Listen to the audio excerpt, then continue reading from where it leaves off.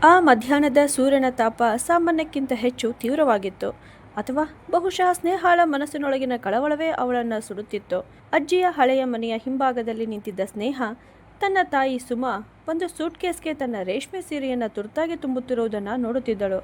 ಅಮ್ಮ, ನೀವು ಮತ್ತೆ ಹೋಗುತ್ತಿದ್ದೀರಾ ಅಂತ 7 ವರ್ಷದ ಸ್ನೇಹ ತನ್ನ ತಾಯಿಯ ಸೀರೆಯ ಅಂಚನ್ನು ಹಿಡಿದು ನಿಧಾನವಾಗಿ ಕೇಳಿದಳು. ಅವಳ ಧ್ವನಿಯಲ್ಲಿ ಭಯ ತುಂಬಿತ್ತು. ಸುಮಾ ಹಿಂತಿರುಗಿ ನೋಡಲಿಲ್ಲ. ಅವಳ ಕೈಗಳು ವೇಗವಾಗಿ ಕೆಲಸ ಮಾಡುತ್ತಲೇ ಇದ್ದವು. ಮಗಳೇ, ಬೆಂಗಳೂರಲ್ಲಿ ಕೆಲಸ ತುಂಬ ಇದೆ. ನಿನ್ನ ಓದಿಗೆ ಹಣ ಬೇಕಲ್ಲ. ಮಾವನ ಮನೆಯಲ್ಲಿ ಚೆನ್ನಾಗಿ ಇರುತ್ತೀಯ. ನೋಡು, ನೇಹಾ ಮಲಗಿದ್ದಾಳೆ, ಅವಳನ್ನು ಎಬ್ಬಿಸಬೇಡ ಅಂತ ಹೇಳಿದಳು. ಸ್ನೇಹಾಳಿಗೆ ಆ ದಿನ ಇನ್ನೂ ಸ್ಪಷ್ಟವಾಗಿ ನೆನಪಿತ್ತು. ತಾಯಿ ತನ್ನ ಕೈಗಳಿಂದ ತನ್ನ ಸೀರೆಯ ಅಂಚನ್ನು ಹಿಡಿದಿದ್ದ ಪುಟ್ಟ ಕೈಗಳನ್ನು ಬಿಡಿಸಿಕೊಂಡು ಹೋದಳು. ಅದು ಕೇವಲ ಕೆಲಸಕ್ಕೆ ಹೋಗುವುದು ಆಗಿರಲಿಲ್ಲ, ಅದು ಒಂದು ಪಲಾಯನವಾಗಿತ್ತು. ತನ್ನ ಬಣ್ಣವಿಲ್ಲದ ಜೀವನಕ್ಕೆ ಹೊಸ ಬಣ್ಣಗಳನ್ನು ತುಂಬಿಕೊಳ್ಳಲು ಅವಳು ಹೊರಟಿದ್ದಳು. ಸ್ನೇಹ ಅಲ್ಲಿಯೇ ನಿಂತುಕೊಂಡು ಟ್ಯಾಕ್ಸಿಯ ಹಿಂದೆ ಎದ್ದ ಧೂಳನ್ನು ಕಣ್ಣು ಉರಿಯುವವರೆಗೂ ನೋಡುತ್ತಲೇ ಇದ್ದಳು. ಮಾವನ ಮನೆಯಲ್ಲಿ ಸ್ನೇಹ ಮತ್ತು ನೇಹ ಅವರ ಅಸ್ತಿತ್ವ ಮನೆಯ ಯಾವುದೋ ಮೂಲೆಯಲ್ಲಿ ಬಿದ್ದಿರುವ ಹಳೆಯ ಅಲ್ಮಾರಿಯಂತಿತ್ತು. ಅತಿಥಿಗಳು ಬಂದಾಗ ಮಾತ್ರ ಅದನ್ನು ಸ್ವಚ್ಛಗೊಳಿಸುವಂತೆ ಅವರ ಬಗ್ಗೆ ಗಮನ ಹರಿಸಲಾಗುತ್ತಿತ್ತು. ಅತ್ತೆ ಅಡಿಗೆ ಮನೆಯಿಂದ ಆಗಾಗ ಕೂಗುತ್ತಿದ್ದಳು. ಸ್ನೇಹ, ನೇಹಾಳನ್ನು ಸುಮ್ಮನಾಗಿರಿಸು, ನನ್ನ ಮಕ್ಕಳು ಮಲಗಿದ್ದಾರೆ. ಹಾಗೆ ನಿಮ್ಮಿಬ್ಬರ ದೊಡ್ಡ ಹೊಣೆ ನಮ್ಮ ಮೇಲಿದೆ. ಈಗ ಸ್ವಲ್ಪ ಶಾಂತಿಯೂ ಸಿಗಬಾರದೆ ಅಂತ ಕಿರುಚಿದಳು. ಸ್ನೇಹ ನೇಹಾಳನ್ನು ತನ್ನ ಎದೆಗೆ ಹಚ್ಚಿಕೊಂಡು ಸಮಾಧಾನಪಡಿಸುತ್ತಿದ್ದಳು. ಇನ್ನು ಮುಂದೆ ತಾನೇ ಅವಳಿಗೆ ಅಮ್ಮನಾಗಬೇಕೆಂದು ಅವಳಿಗೆ ತಿಳಿದಿತ್ತು. 2 ವರ್ಷಗಳು ಕಳೆದು ಹೋದವು. ತಾಯಿಯ ಫೋನುಗಳು ಈಗ ತಿಂಗಳಿಗೆ ಒಮ್ಮೆ ಮಾತ್ರ ಬರುತ್ತಿದ್ದವು. ಪ್ರತಿ ಸಲವೂ ಅದೇ ಉತ್ತರ, ಈ ಪ್ರಾಜೆಕ್ಟ್ ಮುಗಿದ ಕೂಡಲೇ ಬರುತ್ತೇನೆ ಅಂತ. ಸ್ನೇಹ ಕಾಯುವುದನ್ನೇ ತನ್ನ ಹವ್ಯಾಸವನ್ನಾಗಿ ಮಾಡಿಕೊಂಡಿದ್ದಳು. ಮನೆಯ ಹೊರಗಿನಿಂದ ಯಾವುದೇ ಸದ್ದು ಕೇಳಿದರೂ ಅವಳು ಬಾಗಿಲಿನ ಕಡೆಗೆ ಓಡುತ್ತಿದ್ದಳು. ಒಂದು ಸಂಜೆ ಆಕಾಶದಲ್ಲಿ ಸಿಂಧೂರ ಬಣ್ಣದಲ್ಲಿ ಮಿಂದೇಳುತ್ತಿದ್ದಾಗ ಒಂದು ಕಾರು ಮನೆಯ ಮುಂದೆ ಬಂದು ನಿಂತಿತು. ಅದರಿಂದ ತಾಯಿ ಇಳಿದಳು. ಆದರೆ ಅವಳು ಬದಲಾಗಿದ್ದಳು. ಅವಳ ಮುಖದಲ್ಲಿ ಹಿಂದಿನ ಆ ಸರಳತೆ ಇರಲಿಲ್ಲ. ಅದರ ಬದಲಿಗೆ ವಿಚಿತ್ರವಾದ ಅಹಂಕಾರ ಮತ್ತು ಹೊಳಪು ಕಾಣಿಸುತ್ತಿತ್ತು. ಅಮ್ಮ ಎಂದು ಸ್ನೇಹ ಮತ್ತು ನೇಹ ಅವಳ ಕಡೆಗೆ ಓಡಿದರು. ಆದರೆ ಸುಮಾ ಅವರನ್ನು ಬಿಗಿಯಾಗಿ ಅಪ್ಪಿಕೊಳ್ಳುವುದಕ್ಕೆ ಬದಲು ಕೇವಲ ತಲೆಯ ಮೇಲೆ ಕೈ ಇಟ್ಟಳು, ಅಪರಿಚಿತರ ಮಕ್ಕಳಿಗೆ ಆಶೀರ್ವಾದ ನೀಡುವಂತೆ. ಆ ರಾತ್ರಿ ಸುಮಾಳ ಕೊಠಡಿಯಿಂದ ನಿಧಾನವಾದ ಮಾತುಗಳ ಶಬ್ದ ಕೇಳಿ ಬರುತ್ತಿತ್ತು. ನೀರು ಕುಡಿಯಲು ಎದ್ದಿದ್ದ ಸ್ನೇಹ ಬಾಗಿಲಿನ ಬಳಿಯಲ್ಲಿ ನಿಂತುಕೊಂಡಳು. ಸುಮಾ, ಇದು ಏನು ಮಾಡಿದ್ದೀಯಾ ನೀನು? ಮತ್ತೊಂದು ಮದುವೆಯಾಗಿದ್ದು ನಮಗೆ ಏಕೆ ಹೇಳಲಿಲ್ಲ ಅಂತ ಸುಮಾಳ ತಾಯಿ ಕೇಳಿದಾಗ ಸುಮಾಳ ಧ್ವನಿ ನಡುಗುತ್ತಿತ್ತು. ಅಮ್ಮ, ನನಗೂ ಒಂದು ಜೀವನ ಇದೆ. ನಮ್ಮನ್ನು ಬಿಟ್ಟು ಹೋದ ಆ ಮನುಷ್ಯನ ಮಕ್ಕಳಿಗಾಗಿ ನಾನು ನನ್ನ ಸಂಪೂರ್ಣ ಜೀವನವನ್ನೇ ತ್ಯಾಗ ಮಾಡಬೇಕೆ? ಕನ್ನಾ ಸರ್ ತುಂಬ ಶ್ರೀಮಂತರು. ಅವರು ನನ್ನನ್ನು ಒಪ್ಪಿಕೊಂಡಿದ್ದಾರೆ. ಈಗ ನಾನು ಅವರ ಹೆಂಡತಿಯಾಗಿ ಸುಖವಾಗಿ ಬದುಕಬಹುದು. ಅವರ ಮೊದಲ ಹೆಂಡತಿಯಿಂದ ಒಂದು ಚಿಕ್ಕ ಮಗನಿದ್ದಾನೆ. ಅವನಿಗೆ ನಾನು ತಾಯಿಯಾಗಬೇಕು. ಅವನೀಗ ನಾನು ಎಂದಿಗೂ ಮಲತಾಯಿ ಅನ್ನುವ ಅನುಭವ ಆಗದೇ ಇರುವಂತೆ ನೋಡಿಕೊಳ್ಳುತ್ತೇನೆ. ನಾನು ತುಂಬ ಸಂತೋಷವಾಗಿದ್ದೇನೆ ಅಮ್ಮ. ನಾನು ಯಾವಾಗಲೂ ಬಯಸಿದ್ದೆಲ್ಲವೂ ಈಗ ನನಗೆ ಸಿಕ್ಕಿದೆ ಅಂತ ಹೇಳುವಾಗ ಸುಮಾಳ ಧ್ವನಿಯಲ್ಲಿ ಪಶ್ಚಾತ್ತಾಪದ ಲೇಷವೂ ಇರಲಿಲ್ಲ. ಆದರೆ ಈ ಮಕ್ಕಳ ಗತಿ ಏನು ಅಂತ ಸುಮಾಳ ತಾಯಿ ಕೇಳಿದರು. ಸುಮಾಳ ಧ್ವನಿಯಲ್ಲಿ ನೋವು ತುಂಬಿತು. ಅದು ಅವರ ತಂದೆಯ ಜವಾಬ್ದಾರಿ ಅಮ್ಮ. ಈಗ ನನಗೆ ಒಬ್ಬ ಮಗನಿದ್ದಾನೆ, ಕನ್ನಾ ಸರರ ವಾರಸುದಾರ. ಈಗ ಆ ಮಕ್ಕಳ ಕಡೆಗೆ ನನ್ನ ಮನಸ್ಸೇ ಹೋಗುವುದಿಲ್ಲ. ಅವರು ನನ್ನ ಭೂತಕಾಲವನ್ನು ನೆನಪಿಸುತ್ತಾರೆ. ಅವರನ್ನು ನನ್ನ ಜೊತೆ ಕರೆದುಕೊಂಡು ಹೋಗಿ ನನ್ನ ಹೊಸ ಜೀವನವನ್ನು ಹಾಳು ಮಾಡಿಕೊಳ್ಳಲು ನಾನು ಬಯಸುವುದಿಲ್ಲ. ಅವರ ಖರ್ಚಿಗೆ ಬೇಕಾದ ಹಣವನ್ನು ನಾನು ನಿಯಮಿತವಾಗಿ ಕಳುಹಿಸುತ್ತೇನೆ ಅಂತ ಹೇಳಿದಳು. ಅಷ್ಟರಲ್ಲಿ ಸ್ನೇಹಾಳ ಕೈಯಲ್ಲಿದ್ದ ನೀರಿನ ಗ್ಲಾಸ್ ನೆಲಕ್ಕೆ ಬಿದ್ದು ಚೂರು ಚೂರಾಯಿತು. ಆ ಗಾಜಿನ ಚೂರುಗಳು ಅವಳ ಕಾಲಿಗೆ ಅಲ್ಲ, ಅವಳ ಆತ್ಮಕ್ಕೆ ಚುಚ್ಚಿದಂತಾಯಿತು. ತಾಯಿಗೆ ಅವಳು ಮತ್ತು ನೇಹ ಕೇವಲ ಭೂತಕಾಲದ ಕಹಿ ನೆನಪುಗಳು. ಆದರೆ ಆ ಮಲಮಗ ಮಾತ್ರ ಅವಳ ಸುಂದರ ಭವಿಷ್ಯವಾಗಿದ್ದ. ಕಾಲದ ಓಟ ಕೆಲವೊಮ್ಮೆ ತುಂಬ ಕ್ರೂರವಾಗಿರುತ್ತದೆ. ಅದು ಗಾಯಗಳನ್ನು ಗುಣಪಡಿಸುವ ಬದಲು ಅವುಗಳ ಮೇಲೆ ಧೂಳಿನ ಪದರುಗಳನ್ನು ಕಟ್ಟಿ ನೋವನ್ನು ಇನ್ನಷ್ಟು ಆಳವಾಗಿಸುತ್ತದೆ. ತಾಯಿ ಹೋದ ನಂತರ ಮಾವನ ಮನೆಯ ಆ ಚಾವಣಿ ಮೊದಲು ಕೇವಲ ಒಂದು ಆಶ್ರಯದಂತೆ ಕಾಣುತ್ತಿದ್ದರೆ ಈಗ ಅದು ಒಂದು ದೊಡ್ಡ ಹೊರೆಯಾಗಿತ್ತು. ಸ್ನೇಹಾಳಿಗೆ ಈಗ 10 ವರ್ಷ. ಆ ವಯಸ್ಸಿನಲ್ಲಿ ಮಕ್ಕಳು ಆಟಿಕೆಗಳು ಮತ್ತು ಕಥೆಗಳ ಬಗ್ಗೆ ಯೋಚಿಸುತ್ತಾರೆ. ಆದರೆ ಸ್ನೇಹಾಳ ದಿನವೂ ಅಡಿಗೆ ಮನೆಯ ಪಾತ್ರೆಗಳ ಜನ ಶಬ್ದ ಮತ್ತು ಅತ್ತೆಯ ಕಟುವಾದ ಧ್ವನಿಯಿಂದ ಪ್ರಾರಂಭವಾಗುತ್ತಿತ್ತು. ಬೆಳಗ್ಗೆ 6 ಗಂಟೆ. ಹೊರಗೆ ಮಂಜು ಆವರಿಸಿತ್ತು. ಆದರೆ ಅಡಿಗೆ ಮನೆಯಲ್ಲಿ ಸ್ನೇಹ ಚಹಾದ ಪಾತ್ರೆಯನ್ನು ನೋಡುತ್ತಾ ನಿಂತಿದ್ದಳು. ಅತ್ತೆಯ 2 ಮಕ್ಕಳು ಚಿಂಟು ಮತ್ತು ಪಿಂಕಿ ಇನ್ನೂ ಮಲಗಿದ್ದರು. ಅವರಿಗೆ ಹಾಲು ಕುದಿಸುವುದು, ಶಾಲೆಯ ಶೂಗಳಿಗೆ ಪಾಲಿಷ್ ಮಾಡುವುದು, ನಂತರ ನೇಹಾಳನ್ನು ಸಿದ್ಧಗೊಳಿಸುವುದು, ಇವೆಲ್ಲವೂ ಸ್ನೇಹಾಳ ದಿನನಿತ್ಯದ ಕರ್ತವ್ಯಗಳಾಗಿದ್ದವು. ಸ್ನೇಹ, ಚಹಾ ಇನ್ನೂ ಆಗಿಲ್ಲವೇ? ನಿಮ್ಮ ಮಾವ ಆಫೀಸ್ಗೆ ಹೋಗಬೇಕಲ್ಲ. ದಿನವಿಡೀ ಅದೇ ಪಾತ್ರೆ ಹಿಡಿದು ನಿಂತಿರುತ್ತೀಯಾ ಅಂತ ಅತ್ತೆ ಕೊಠಡಿಯಿಂದ ಹೊರಬರುತ್ತಾ ಗಟ್ಟಿಯಾಗಿ ಕೂಗಿದಳು. ಅವಳ ಧ್ವನಿಯ ಕಠೋರತೆ ಸ್ನೇಹಾಳ ಕಿವಿಗೆ ಚುಚ್ಚಿತು. ಸ್ನೇಹ ತಲೆ ಎತ್ತದೆ ಉತ್ತರಿಸಿದಳು. 2 ನಿಮಿಷ ಅತ್ತೆ, ಆಗುತ್ತಿದೆ ಅಂದಳು. 2 ನಿಮಿಷ ಇದೇ ಮಾತನ್ನ ಕೇಳುತ್ತಾ ಬಂದಿದ್ದೇನೆ. ನಿನ್ನ ತಾಯಿ ನಿನಗೆ ಸರಿಯಾಗಿ ಏನಾದರೂ ಕಲಿಸಿದ್ದರೆ ಇಂದು ನನಗೆ ಈ ದಿನ ನೋಡಬೇಕಾಗುತ್ತಿರಲಿಲ್ಲ. ಆದರೆ ಅವಳಿಗೆ ತನ್ನ ಬಣ್ಣದ ಲೋಕದಿಂದ ಸಮಯ ಸಿಕ್ಕರೆ ತಾನೆ ಎಂದು ಗುಣಗುಣುತ್ತಾ ಅತ್ತೆ ಫ್ರಿಡ್ಜ್ ತೆರೆದಳು. ಸ್ನೇಹಾಳ ಕೈ ಚಹಾವನ್ನು ಸೋಸುವಾಗ ಸ್ವಲ್ಪ ನಡುಗಿತು. ಯಾರಾದರೂ ಅವಳ ತಾಯಿಯ ಬಗ್ಗೆ ಮಾತನಾಡಿದಾಗ ಅವಳೊಳಗೆ ಒಂದು ಜ್ವಾಲಾಮುಖಿ ಸಿಡಿಯಲು ಸಿದ್ಧವಾಗುತ್ತಿತ್ತು. ಆದರೆ ಅವಳು ಅದನ್ನೆಲ್ಲ ನುಂಗಿಬಿಡುತ್ತಿದ್ದಳು. ಈ ಮನೆಯಲ್ಲಿ ಧ್ವನಿ ಎತ್ತುವ ಹಕ್ಕು ತನಗಿಲ್ಲ ಎಂಬುದು ಅವಳಿಗೆ ತಿಳಿದಿತ್ತು. ಇಲ್ಲಿ ಅವಳು ಕರುಣೆಯ ಮೇಲೆ ಬದುಕುತ್ತಿದ್ದಳು. ಮಧ್ಯಾಹ್ನ ಶಾಲೆಯಿಂದ ಮನೆಗೆ ಬಂದಾಗ ನೇಹಾ ಮನೆಯ ಒಂದು ಮೂಲೆಯಲ್ಲಿ ಕುಳಿತು ತನ್ನ ಒಡೆದ ಗೊಂಬೆಯನ್ನು ಮುದ್ದಾಡುತ್ತಿರುವುದನ್ನು ಸ್ನೇಹ ಕಂಡಳು. ಅವಳ ಕಣ್ಣುಗಳು ಅತ್ತಿದ್ದರಿಂದ ಉಬ್ಬಿಕೊಂಡಿದ್ದವು. ಏನಾಯಿತು ನೇಹಾ, ಏಕೆ ಅತ್ತಿದ್ದೀಯಾ ಎಂದು ಸ್ನೇಹ ಅವಳನ್ನು ಮಡಿಲಿಗೆತ್ತಿಕೊಂಡು ಕೇಳಿದಳು. ನೇಹಾ ದುಃಖಿಸುತ್ತಾ, ಅಕ್ಕ, ಅತ್ತೆ ಹೇಳುತ್ತಿದ್ದರು ನಾವು ಈ ಮನೆಯಲ್ಲಿ ಉಚಿತವಾಗಿ ಊಟ ಮಾಡುತ್ತಿದ್ದೇವೆ ಅಂತ. ಅಕ್ಕ, ಅಮ್ಮ ನಮಗಾಗಿ ಹಣ ಕೊಡುತ್ತಾಳಲ್ಲವೇ ಅಂತ ಕೇಳಿದಳು. ಸ್ನೇಹಾಳ ಹೃದಯ ಒಮ್ಮೆಲೆ ಬಿಗಿದುಕೊಂಡಿತು. ಅವಳು ನೇಹಾಳ ಕಣ್ಣೀರನ್ನು ಒರೆಸಿ ಅವಳನ್ನು ಬಿಗಿಯಾಗಿ ಅಪ್ಪಿಕೊಂಡು, ನೇಹಾ, ನೀನು ಇನ್ನೂ ಚಿಕ್ಕವಳು, ಇವೆಲ್ಲವನ್ನು ಈಗ ಯೋಚಿಸಬೇಡ. ನೀನು ಚೆನ್ನಾಗಿ ಓದು. ನಾವು ದೊಡ್ಡವರಾದ ಮೇಲೆ ನಮ್ಮದೇ ಮನೆ ಕಟ್ಟಿಕೊಳ್ಳೋಣ. ಅಲ್ಲಿ ಯಾರೂ ನಮಗೆ ಹಾಗೆ ಹೇಳುವುದಿಲ್ಲ ಎಂದು ಸ್ನೇಹ ನೇಹಾಳಿಗೆ ಧೈರ್ಯ ತುಂಬಿದಳು. ಆದರೆ ಅವಳ ಮನಸ್ಸಿನೊಳಗೆ ಅನೇಕ ಪ್ರಶ್ನೆಗಳು ಮೂಡುತ್ತಿದ್ದವು. ನಿಜವಾಗಿಯೂ ಅವರ ತಂದೆ ಅಷ್ಟು ಜವಾಬ್ದಾರಿ ಇಲ್ಲದವರಾಗಿದ್ದರಾ, ಅಥವಾ ತಾಯಿಯ ಬಳಿ ಬೇರೆ ದಾರಿ ಇರಲಿಲ್ಲವೇ ಅಂತ. ಅದೇ ಸಂಜೆ ಸ್ನೇಹ ಅಜ್ಜಿಯನ್ನ ವರಾಂಡದಲ್ಲಿ ಒಬ್ಬರೇ ಕುಳಿತಿರುವುದನ್ನು ಕಂಡಳು. ಅವಳು ಮೌನವಾಗಿ ಅವರ ಪಕ್ಕದಲ್ಲಿ ಕುಳಿತು ಅವರ ಕಾಲುಗಳನ್ನು ಒತ್ತಲು ಆರಂಭಿಸಿ, ಅಜ್ಜಿ, ಅಮ್ಮ ಮತ್ತೆ ಮದುವೆಯಾಗಿದ್ದು ಏಕೆ? ನಾವು ಅವಳಿಗೆ ಸಾಕಾಗಲಿಲ್ಲವೇ ಎಂದು ಸ್ನೇಹ ಧೈರ್ಯದಿಂದ ಕೇಳಿದಳು. ಅಜ್ಜಿ ಒಂದು ದೀರ್ಘ ತಣ್ಣನೆಯ ನಿಟ್ಟುಸಿರು ಬಿಟ್ಟು ನಂತರ ಅವಳ ತಲೆಯ ಮೇಲೆ ಕೈ ಇಟ್ಟು, ಮಗಳೇ, ನಿನ್ನ ತಾಯಿಗೆ ಯಾವಾಗಲೂ ಐಶ್ವರ್ಯ ಮತ್ತು ವೈಭವದ ಜೀವನವೇ ಬೇಕಿತ್ತು. ನಿನ್ನ ತಂದೆ ಒಳ್ಳೆಯವರಾಗಿರಲಿಲ್ಲ, ಅವರ ಬಳಿ ಹಣವೂ ಇರಲಿಲ್ಲ. ಈ ಬಡತನದಲ್ಲಿ ತನ್ನ ಯೌವನ ವ್ಯರ್ಥವಾಗುತ್ತಿದೆ ಎಂದು ಅವಳು ಭಾವಿಸಿದ್ದಳು. ಆದ್ದರಿಂದ ಅವಳು ತನ್ನ ಸಂತೋಷವನ್ನು ನಿಮ್ಮಿಬ್ಬರಿಗಿಂತ ಮೇಲಿಟ್ಟಳು ಅಂತ ಹೇಳಿದರು. ಸ್ನೇಹ ಕ್ಷಣಕಾಲ ಮೌನವಾಗಿದ್ದಳು. ನಂತರ ನಿಧಾನ ಸ್ವರದಲ್ಲಿ, ಹಾಗಾದರೆ ಸಂತೋಷ ಅನ್ನುವುದು ಕೇವಲ ಹಣದಲ್ಲೇ ಇರುತ್ತದೆಯೇ ಅಜ್ಜಿ ಅಂತ ಕೇಳಿದಳು. ಈ ಪ್ರಶ್ನೆಗೆ ಅಜ್ಜಿಯ ಬಳಿ ಉತ್ತರ ಇರಲಿಲ್ಲ. ಅವರು ಕೇವಲ ಕಣ್ಣು ಮುಚ್ಚಿಕೊಂಡರು. ಅಷ್ಟರಲ್ಲಿ ಮಾವ ಒಳಗೆ ಬಂದರು. ಅವರ ಕೈಯಲ್ಲಿ ಕೆಲವು ಕಾಗದಗಳಿದ್ದವು. ಅಮ್ಮ, ಸುಮಾಳಿಂದ ಪತ್ರ ಬಂದಿದೆ. ಬೆಂಗಳೂರಿನಿಂದ ಸ್ವಲ್ಪ ಹಣ ಕಳುಹಿಸಿದ್ದಾಳೆ. ಆದರೆ ಇನ್ನೂ 1-2 ವರ್ಷ ಬರಲು ಸಾಧ್ಯವಿಲ್ಲ ಎಂದು ಬರೆದಿದ್ದಾಳೆ. ಅವಳ ಮಗ ಇನ್ನೂ ಚಿಕ್ಕವನು. ಅವಳ ಹೊಸ ಮನೆಯವರು ತನ್ನ ಹಳೆಯ ಸಂಬಂಧಗಳಲ್ಲಿ ಹೆಚ್ಚು ತೊಡಗಿಸಿಕೊಳ್ಳುವುದನ್ನು ಇಷ್ಟಪಡುವುದಿಲ್ಲವಂತೆ ಅಂತ ಹೇಳಿದರು. ಸ್ನೇಹ ಈ ಮಾತುಗಳನ್ನೆಲ್ಲ ಕೇಳಿದಳು. ಹಳೆಯ ಸಂಬಂಧಗಳು. ಅವಳು ಮತ್ತು ನೇಹ ಈಗ ಅಷ್ಟೇ. ತಾಯಿ ಮತ್ತೆ ತೆರೆದು ನೋಡಲು ಸಹ ಇಷ್ಟಪಡದ ಒಂದು ಹಳೆಯ ಅಧ್ಯಾಯ. ಆ ಕ್ಷಣವೇ ಅವಳೊಳಗಿನ ಮಗು ಸತ್ತಂತಾಯಿತು.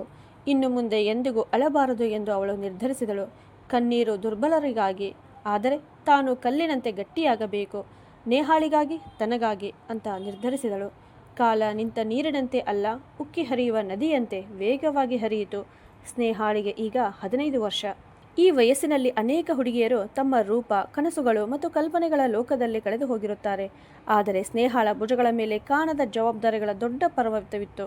ಅವಳ ಕಣ್ಣುಗಳಲ್ಲಿ ಒಮ್ಮೆ ತಾಯಿಯ ಮರಳುವಿಕೆಯನ್ನು ಕಾಯುತ್ತಿದ್ದ ಆ ಮುಗ್ಧ ಮಗುವಿನ ನಿರೀಕ್ಷೆ ಇರಲಿಲ್ಲ. ಅದರ ಬದಲು ಅಲ್ಲಿ ಈಗ ತಣ್ಣನೆಯ ಗಟ್ಟಿಯಾದ ಹಿಮದಂತೆ ಸ್ಥಿರತೆ ನೆಲೆಸಿತ್ತು. ಮೇ ತಿಂಗಳ ಒಂದು ಉರಿ ಮಧ್ಯಾಹ್ನ. ಬಿಸಿಗಾಳಿಯ ಹೊಡೆತಕ್ಕೆ ಕಿಟಕಿಯ ಪರದೆಗಳು ಅಲುಗಾಡುತ್ತಿದ್ದವು. ಮನೆಯಲ್ಲಿ ನಿಶಬ್ದತೆ ಆವರಿಸಿತ್ತು. ಮಾವ, ಅತ್ತೆ ಮತ್ತು ಅವರ ಮಕ್ಕಳು ಮಧ್ಯಾಹ್ನದ ನಿದ್ರೆಯಲ್ಲಿ ತಲ್ಲೀನರಾಗಿದ್ದರು. ಸ್ನೇಹ ಅಡುಗೆ ಮನೆಯಲ್ಲಿ ನಿಂತು ಸಂಜೆ ಊಟದ ಸಿದ್ಧತೆಯಲ್ಲಿ ತೊಡಗಿದ್ದಳು. ನೇಹ ಮೇಜಿನ ಬಳಿ ಕುಳಿತು ಗಣಿತದ ಸಮಸ್ಯೆಗಳನ್ನು ಬಗೆಹರಿಸಲು ಪ್ರಯತ್ನಿಸುತ್ತಿದ್ದಳು. ಅಕ್ಕ, ಈ ಬಾರಿ ನನ್ನ ಹುಟ್ಟುಹಬ್ಬಕ್ಕೆ ಅಮ್ಮ ಬರುತ್ತಾರಾ ಎಂದು ನೇಹ ಏಕಾಏಕಿ ಕೇಳಿದಳು. ಸ್ನೇಹಾಳ ಕೈಯಲ್ಲಿದ್ದ ಚಾಕು ಕ್ಷಣಕಾಲ ನಿಂತಿತು. ಅವಳು ಆಲೂಗಡ್ಡೆ ಸಿಪ್ಪೆ ತೆಗೆಯುವುದನ್ನು ನಿಲ್ಲಿಸಿ ನೇಹಾಳ ಕಡೆ ನೋಡಿದಳು. ನೇಹಾಳ ಕಣ್ಣುಗಳಲ್ಲಿ ಇನ್ನೂ ಅದೇ ನಿರೀಕ್ಷೆ ಇದ್ದಿತು. ಸ್ನೇಹಾಳ ಒಳಗೆ ವರ್ಷಗಳ ಹಿಂದೆ ಸತ್ತಿದ್ದ ನಿರೀಕ್ಷೆ. ನೇಹ, ನಾನು ನಿನಗೆ ಹೇಳಿದ್ದೇನೆ ಅಲ್ಲವೇ, ನಿರೀಕ್ಷೆಗಳು ಮನುಷ್ಯನನ್ನು ದುರ್ಬಲನನ್ನಾಗಿಸುತ್ತವೆ. ಅವಳು ಬರುವುದಿಲ್ಲ. ಈಗ ಅವಳಿಗೆ ತನ್ನದೇ ಆದ ಒಂದು ಸಂಪೂರ್ಣ ಲೋಕವಿದೆ. ಅದರಲ್ಲಿ ನಮಗೆ ಯಾವುದೇ ಜಾಗ ಇಲ್ಲ ಅಂತ ಹೇಳುವಾಗ ಸ್ನೇಹಾಳ ಧ್ವನಿಯಲ್ಲಿ ಅವಳ ವಯಸ್ಸಿಗಿಂತ ಬಹಳ ದೊಡ್ಡ ಕಹಿತನ ಇದ್ದಿತು. ಅಷ್ಟರಲ್ಲಿ ಹೊರಗಿನ ವರಾಂಡದಿಂದ ಅಜ್ಜಿಯ ಕಿರಿಚುವ ಧ್ವನಿ ಕೇಳಿಸಿತು. ಸ್ನೇಹ ತಕ್ಷಣ ಹೊರಗೆ ಓಡಿದಳು. ಅಜ್ಜಿ ಕೈಯಲ್ಲಿನ ಬಣ್ಣದ ಲಕೋಟೆಯನ್ನು ಹಿಡಿದು ನಿಂತಿದ್ದರು. ಅವರ ಕಣ್ಣುಗಳಲ್ಲಿ ಕಣ್ಣೀರು ತುಂಬಿತ್ತು. ಏನಾಯಿತು ಅಜ್ಜಿ ಎಂದು ಸ್ನೇಹ ಗಾಬರಿಯಿಂದ ಕೇಳಿದಳು. ಅಜ್ಜಿ ಆ ಪತ್ರವನ್ನು ಅವಳ ಕಡೆ ಚಾಚಿದರು. ಅದು ತಾಯಿಯಿಂದ ಬಂದ ಪತ್ರ ಆಗಿತ್ತು. ಆದರೆ ಈ ಬಾರಿ ಅದು ಸಾಮಾನ್ಯ ಪತ್ರವಾಗಿರಲಿಲ್ಲ. ಒಂದು ಭವ್ಯವಾದ ಹುಟ್ಟುಹಬ್ಬದ ಆಹ್ವಾನ ಪತ್ರಿಕೆಯಾಗಿತ್ತು. ಅದು ತಾಯಿಯ ಮಲಮಗನ ಹುಟ್ಟುಹಬ್ಬದ ಆಹ್ವಾನವಾಗಿತ್ತು. ಕಾರ್ಡ್ ಮೇಲೆ ಚಿನ್ನದ ಅಕ್ಷರಗಳಲ್ಲಿ ಬಹಳ ಹೆಮ್ಮೆಯಿಂದ ಸುಮಾಳ ಹೆಸರನ್ನು ಅವಳ ಹೊಸ ಗಂಡನ ಹೆಸರಿನೊಂದಿಗೆ ಮುದ್ರಿಸಲಾಗಿತ್ತು. ಸ್ನೇಹ ಆ ಕಾರ್ಡನ್ನು ಕೈಗೆತ್ತಿಕೊಂಡಳು. ಅದರಿಂದ ದುಬಾರಿ ಸುಗಂಧದ ವಾಸನೆ ಬರುತ್ತಿತ್ತು. ಅವಳಿಗೆ ಹಿಂದಿನ ತಿಂಗಳ ಒಂದು ಘಟನೆ ನೆನಪಾಯಿತು. ನೇಹಾ ಮೊದಲ ಬಾರಿಗೆ ಶಾಲೆಯ ಪಿಕ್ನಿಕ್ಗೆ ಹೋಗಬೇಕೆಂದು ತುಂಬ ಉತ್ಸುಕಳಾಗಿದ್ದಳು. ತನ್ನ ಸ್ನೇಹಿತರನ್ನು ನೋಡಿ ಅವಳಿಗೂ ಹೋಗಬೇಕೆನಿಸಿತ್ತು. ಕೇವಲ 2,000 ರೂಪಾಯಿಗಳು ಬೇಕಾಗಿದ್ದವು. ಆದರೆ ಆಗ ತಾಯಿ ಫೋನಿನಲ್ಲಿ ಹೇಳಿದ್ದಳು, ಈಗ ಸ್ವಲ್ಪ ಹಣದ ತೊಂದರೆ ಇದೆ ಅಂತ. ಆ ಕ್ಷಣ ಸ್ನೇಹಾಳಿಗೆ ಕೋಪದ ಒಂದು ಅಲೆ ಪಾದದ ಬೆರಳಿನಿಂದ ಆರಂಭವಾಗಿ ತಲೆಯವರೆಗೆ ಹರಡಿತು. ಅವಳು ಆ ಕಾರ್ಡನ್ನು ಚಿಕ್ಕ ಚಿಕ್ಕ ತುಂಡುಗಳಾಗಿ ಹರಿದು ಅಂಗಳದ ಧೂಳಿನಲ್ಲಿ ಎಸೆದಳು. ಸ್ನೇಹ ಇದೇನು ಮಾಡಿದೆ ಎಂದು ಅಜ್ಜಿ ಬೆಚ್ಚಿಬಿದ್ದು ಕೇಳಿದಾಗ ಸ್ನೇಹ ದೃಢವಾದ ಸ್ವರದಲ್ಲಿ, ಅವರು ನಮ್ಮ ಅಸ್ತಿತ್ವದೊಂದಿಗೆ ಏನು ಮಾಡಿದರೋ ನಾನು ಅದನ್ನೇ ಮಾಡಿದೆ. ತಮ್ಮ ಮಗನ ಹುಟ್ಟುಹಬ್ಬದ ಆಚರಣೆಗೆ ಲಕ್ಷಾಂತರ ಖರ್ಚು ಮಾಡಲು ಹಿಂಜರಿಯದ ತಾಯಿಗೆ ತನ್ನ ಅಸಹಾಯಕರಾದ ಹೆಣ್ಣು ಮಕ್ಕಳ ನೆನಪಾಗಲಿಲ್ಲವೇ? ಅಜ್ಜಿ, ಇಂದಿನಿಂದ ಈ ಮನೆಯಲ್ಲಿ ಅವರ ಹೆಸರನ್ನೇ ಉಚ್ಚರಿಸಬಾರದು ಅಂತ ಹೇಳಿದಳು. ಶಾಲೆಯಲ್ಲಿಯೂ ಸ್ನೇಹಳ ಜೀವನ ಸುಲಭವಾಗಿರಲಿಲ್ಲ. ಓದುವುದೇ ತನ್ನ ಏಕೈಕ ಆಯುಧ ಎಂದು ಅವಳು ತಿಳಿದಿದ್ದಳು. ಹರಿದ ಶೂಗಳು, ಹಳೆಯ ಪುಸ್ತಕ ಚೀಲದೊಂದಿಗೆ ಅವಳು ಶಾಲೆಗೆ ಹೋಗುತ್ತಿದ್ದಳು. ಮಾವ ಶಾಲಾ ಶುಲ್ಕವನ್ನು ಕಟ್ಟುತ್ತಿದ್ದರು. ಆದರೆ ಪ್ರತಿ ತಿಂಗಳು ಅವಳಿಗಾಗಿ ಎಷ್ಟೋ ದೊಡ್ಡ ಉಪಕಾರ ಮಾಡುತ್ತಿದ್ದಾರೆ ಎಂಬುದನ್ನು ನೆನಪಿಸಲು ಮರೆಯುತ್ತಿರಲಿಲ್ಲ. ಹಣ ಕಳುಹಿಸುತ್ತಿದ್ದುದು ತಾಯಿಯೇ ಆಗಿದ್ದರೂ ಒಂದು ದಿನ ಶಾಲೆಯ ಕಾರ್ಯಕ್ರಮದಲ್ಲಿ ಅವಳ ಸಹಪಾಠಿ ದಿಯಾ ಎಲ್ಲರ ಮುಂದೆ, ಸ್ನೇಹ, ನಿನ್ನ ಅಮ್ಮ ಬೆಂಗಳೂರಿನಲ್ಲಿ ಇರುತ್ತಾರಲ್ಲ, ಅವರು ಮತ್ತೊಬ್ಬರನ್ನ ಮದುವೆಯಾಗಿದ್ದಾರಂತೆ, ಹಾಗಾದರೆ ನೀನು ಅನಾಥಳ ಅಂತ ಕೇಳಿದಳು. ಪೂರ್ತಿ ತರಗತಿಯ ಕಣ್ಣುಗಳು ಅವಳ ಮೇಲೆ ನೆಟ್ಟವು. ಸ್ನೇಹಾಳ ಕಿವಿಗಳು ಬಿಸಿಯಾದವು. ಎಲ್ಲರ ಮುಂದೆ ತನ್ನ ಅಸ್ತಿತ್ವವನ್ನೇ ಯಾರೋ ಅಳಿಸಿಬಿಟ್ಟಂತಾಯಿತು. ಆದರೆ ಅವಳು ಅಳಲಿಲ್ಲ. ಅವಳು ತನ್ನ ಕುತ್ತಿಗೆಯನ್ನು ಎತ್ತಿ ದಿಯಾಳ ಕಣ್ಣುಗಳಲ್ಲಿ ಕಣ್ಣು ಹಾಕಿ, ನಾನು ಅನಾಥಳಲ್ಲ, ನನ್ನ ಬಳಿ ನನ್ನ ತಂಗಿ ಇದ್ದಾಳೆ ಮತ್ತು ನನ್ನ ಆತ್ಮಗೌರವವಿದೆ. ನನ್ನ ತಾಯಿಯ ವಿಷಯಕ್ಕೆ ಬಂದರೆ ಅವರು ನನ್ನ ಜೀವನದ ಒಂದು ಅಧ್ಯಾಯ. ಅದನ್ನು ನಾನು ಓದಿ ಮುಗಿಸಿದ್ದೇನೆ. ಈಗ ಅದನ್ನು ಮತ್ತೆ ತೆರೆದು ನೋಡುವ ಅಗತ್ಯವಿಲ್ಲ. ನಿನಗೆ ನಿನ್ನ ಓದಿನ ಹೊರತು ಬೇರೆ ಕೆಲಸವೇ ಇಲ್ಲವೇ ಅಂತ ಹೇಳಿದಳು. ಆ ದಿನ ಸ್ನೇಹಾಳಿಗೆ ಒಂದು ದೊಡ್ಡ ಸತ್ಯ ತಿಳಿಯಿತು. ಈ ಜಗತ್ತಿಗೆ ನಿಮ್ಮ ಅಳಲು, ನಿಮ್ಮ ನೋವುಗಳ ಬಗ್ಗೆ ಆಸಕ್ತಿ ಇಲ್ಲ. ಅದು ಕೇವಲ ನಿಮ್ಮ ಯಶಸ್ಸಿಗೆ ಮಾತ್ರ ಗೌರವ ಕೊಡುತ್ತದೆ ಅಂತ. ಆ ರಾತ್ರಿ ಮನೆಯಲ್ಲಿ ಎಲ್ಲರೂ ಮಲಗಿದ ನಂತರ ಸ್ನೇಹ ಮನೆಯ ಮೇಲ್ಛಾವಣಿಗೆ ಹೋದಳು. ಆಕಾಶದಲ್ಲಿ ನಕ್ಷತ್ರಗಳು ಮಿನುಗುತ್ತಿದ್ದವು. ಅವಳು ತನ್ನ ಕೈಗಳಲ್ಲಿ ಪರಿಶ್ರಮದಿಂದ ಮೂಡಿದ ಬಿರುಕುಗಳನ್ನು ನೋಡಿದಳು. ಅದೇ ಕ್ಷಣದಲ್ಲಿ ಅವಳು ಒಂದು ನಿರ್ಧಾರ ಕೈಗೊಂಡಳು. ತಾನು ಅಷ್ಟು ದೊಡ್ಡ ಅಧಿಕಾರಿಯಾಗಬೇಕು. ಒಂದು ದಿನ ತನ್ನ ತಾಯಿಯೇ ತನ್ನ ಮನೆ ಬಾಗಿಲಿನ ಮುಂದೆ ನಿಲ್ಲಬೇಕು. ಭಿಕ್ಷೆ ಬೇಡಲು ಅಲ್ಲ, ಕ್ಷಮೆ ಕೇಳಲು. ಆದರೆ ಆ ಕ್ಷಮೆಯನ್ನು ತಾನು ನೀಡುವೆನೋ ಇಲ್ಲವೋ ಅದು ಖಚಿತವಿರಲಿಲ್ಲ. ಅವಳು ತನ್ನ ಡೈರಿಯಲ್ಲಿ ಹೀಗೆ ಬರೆದಳು, ಸಂಬಂಧಗಳು ರಕ್ತದಿಂದ ಅಲ್ಲ, ಜೊತೆಯಾಗಿ ನಿಲ್ಲುವುದರಿಂದ ಹುಟ್ಟುತ್ತವೆ. ತಾಯಿಯ ಸಂಬಂಧ ನಿಜವಾಗಿಯೂ ಪವಿತ್ರವಾಗಿದ್ದರೆ ಅವರು ನಮ್ಮನ್ನು ಪ್ರತಿಯೊಂದು ತಿರುವಿನಲ್ಲಿಯೂ ಅನಾಥರು ಎಂದು ಕರೆಯಲ್ಪಡುವ ಆ ಬೀದಿಗಳಲ್ಲಿ ಬಿಟ್ಟು ಹೋಗುತ್ತಿರಲಿಲ್ಲ. ನಾನು ಮತ್ತು ನೇಹ ಯಾರಿಗೂ ಭಾರವಲ್ಲ. ನಾವು ಒಂದು ಹೊಸ ಕಥೆಯ ಶೀರ್ಷಿಕೆ ಆಗುತ್ತೇವೆ ಅಂತ. ಸ್ನೇಹಾಳ ತಪಸ್ಸು ಅಂದೇ ಆರಂಭವಾಯಿತು. ಅವಳು ತನ್ನ ಎಲ್ಲ ಭಾವನೆಗಳನ್ನು ಒಂದು ಕಬ್ಬಿಣದ ಪೆಟ್ಟಿಗೆಯಲ್ಲಿ ಬೀಗ ಹಾಕಿದಳು. ಅದರ ಚಾವಿಯನ್ನು ಸಮುದ್ರದ ಆಳಕ್ಕೆ ಎಸೆದಳು.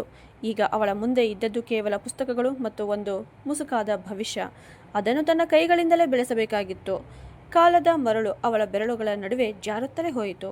ನೋಡುತ್ತಿದ್ದಂತೆ ಸ್ನೇಹಾಳಿಗೆ 18 ವರ್ಷ ತುಂಬಿತು.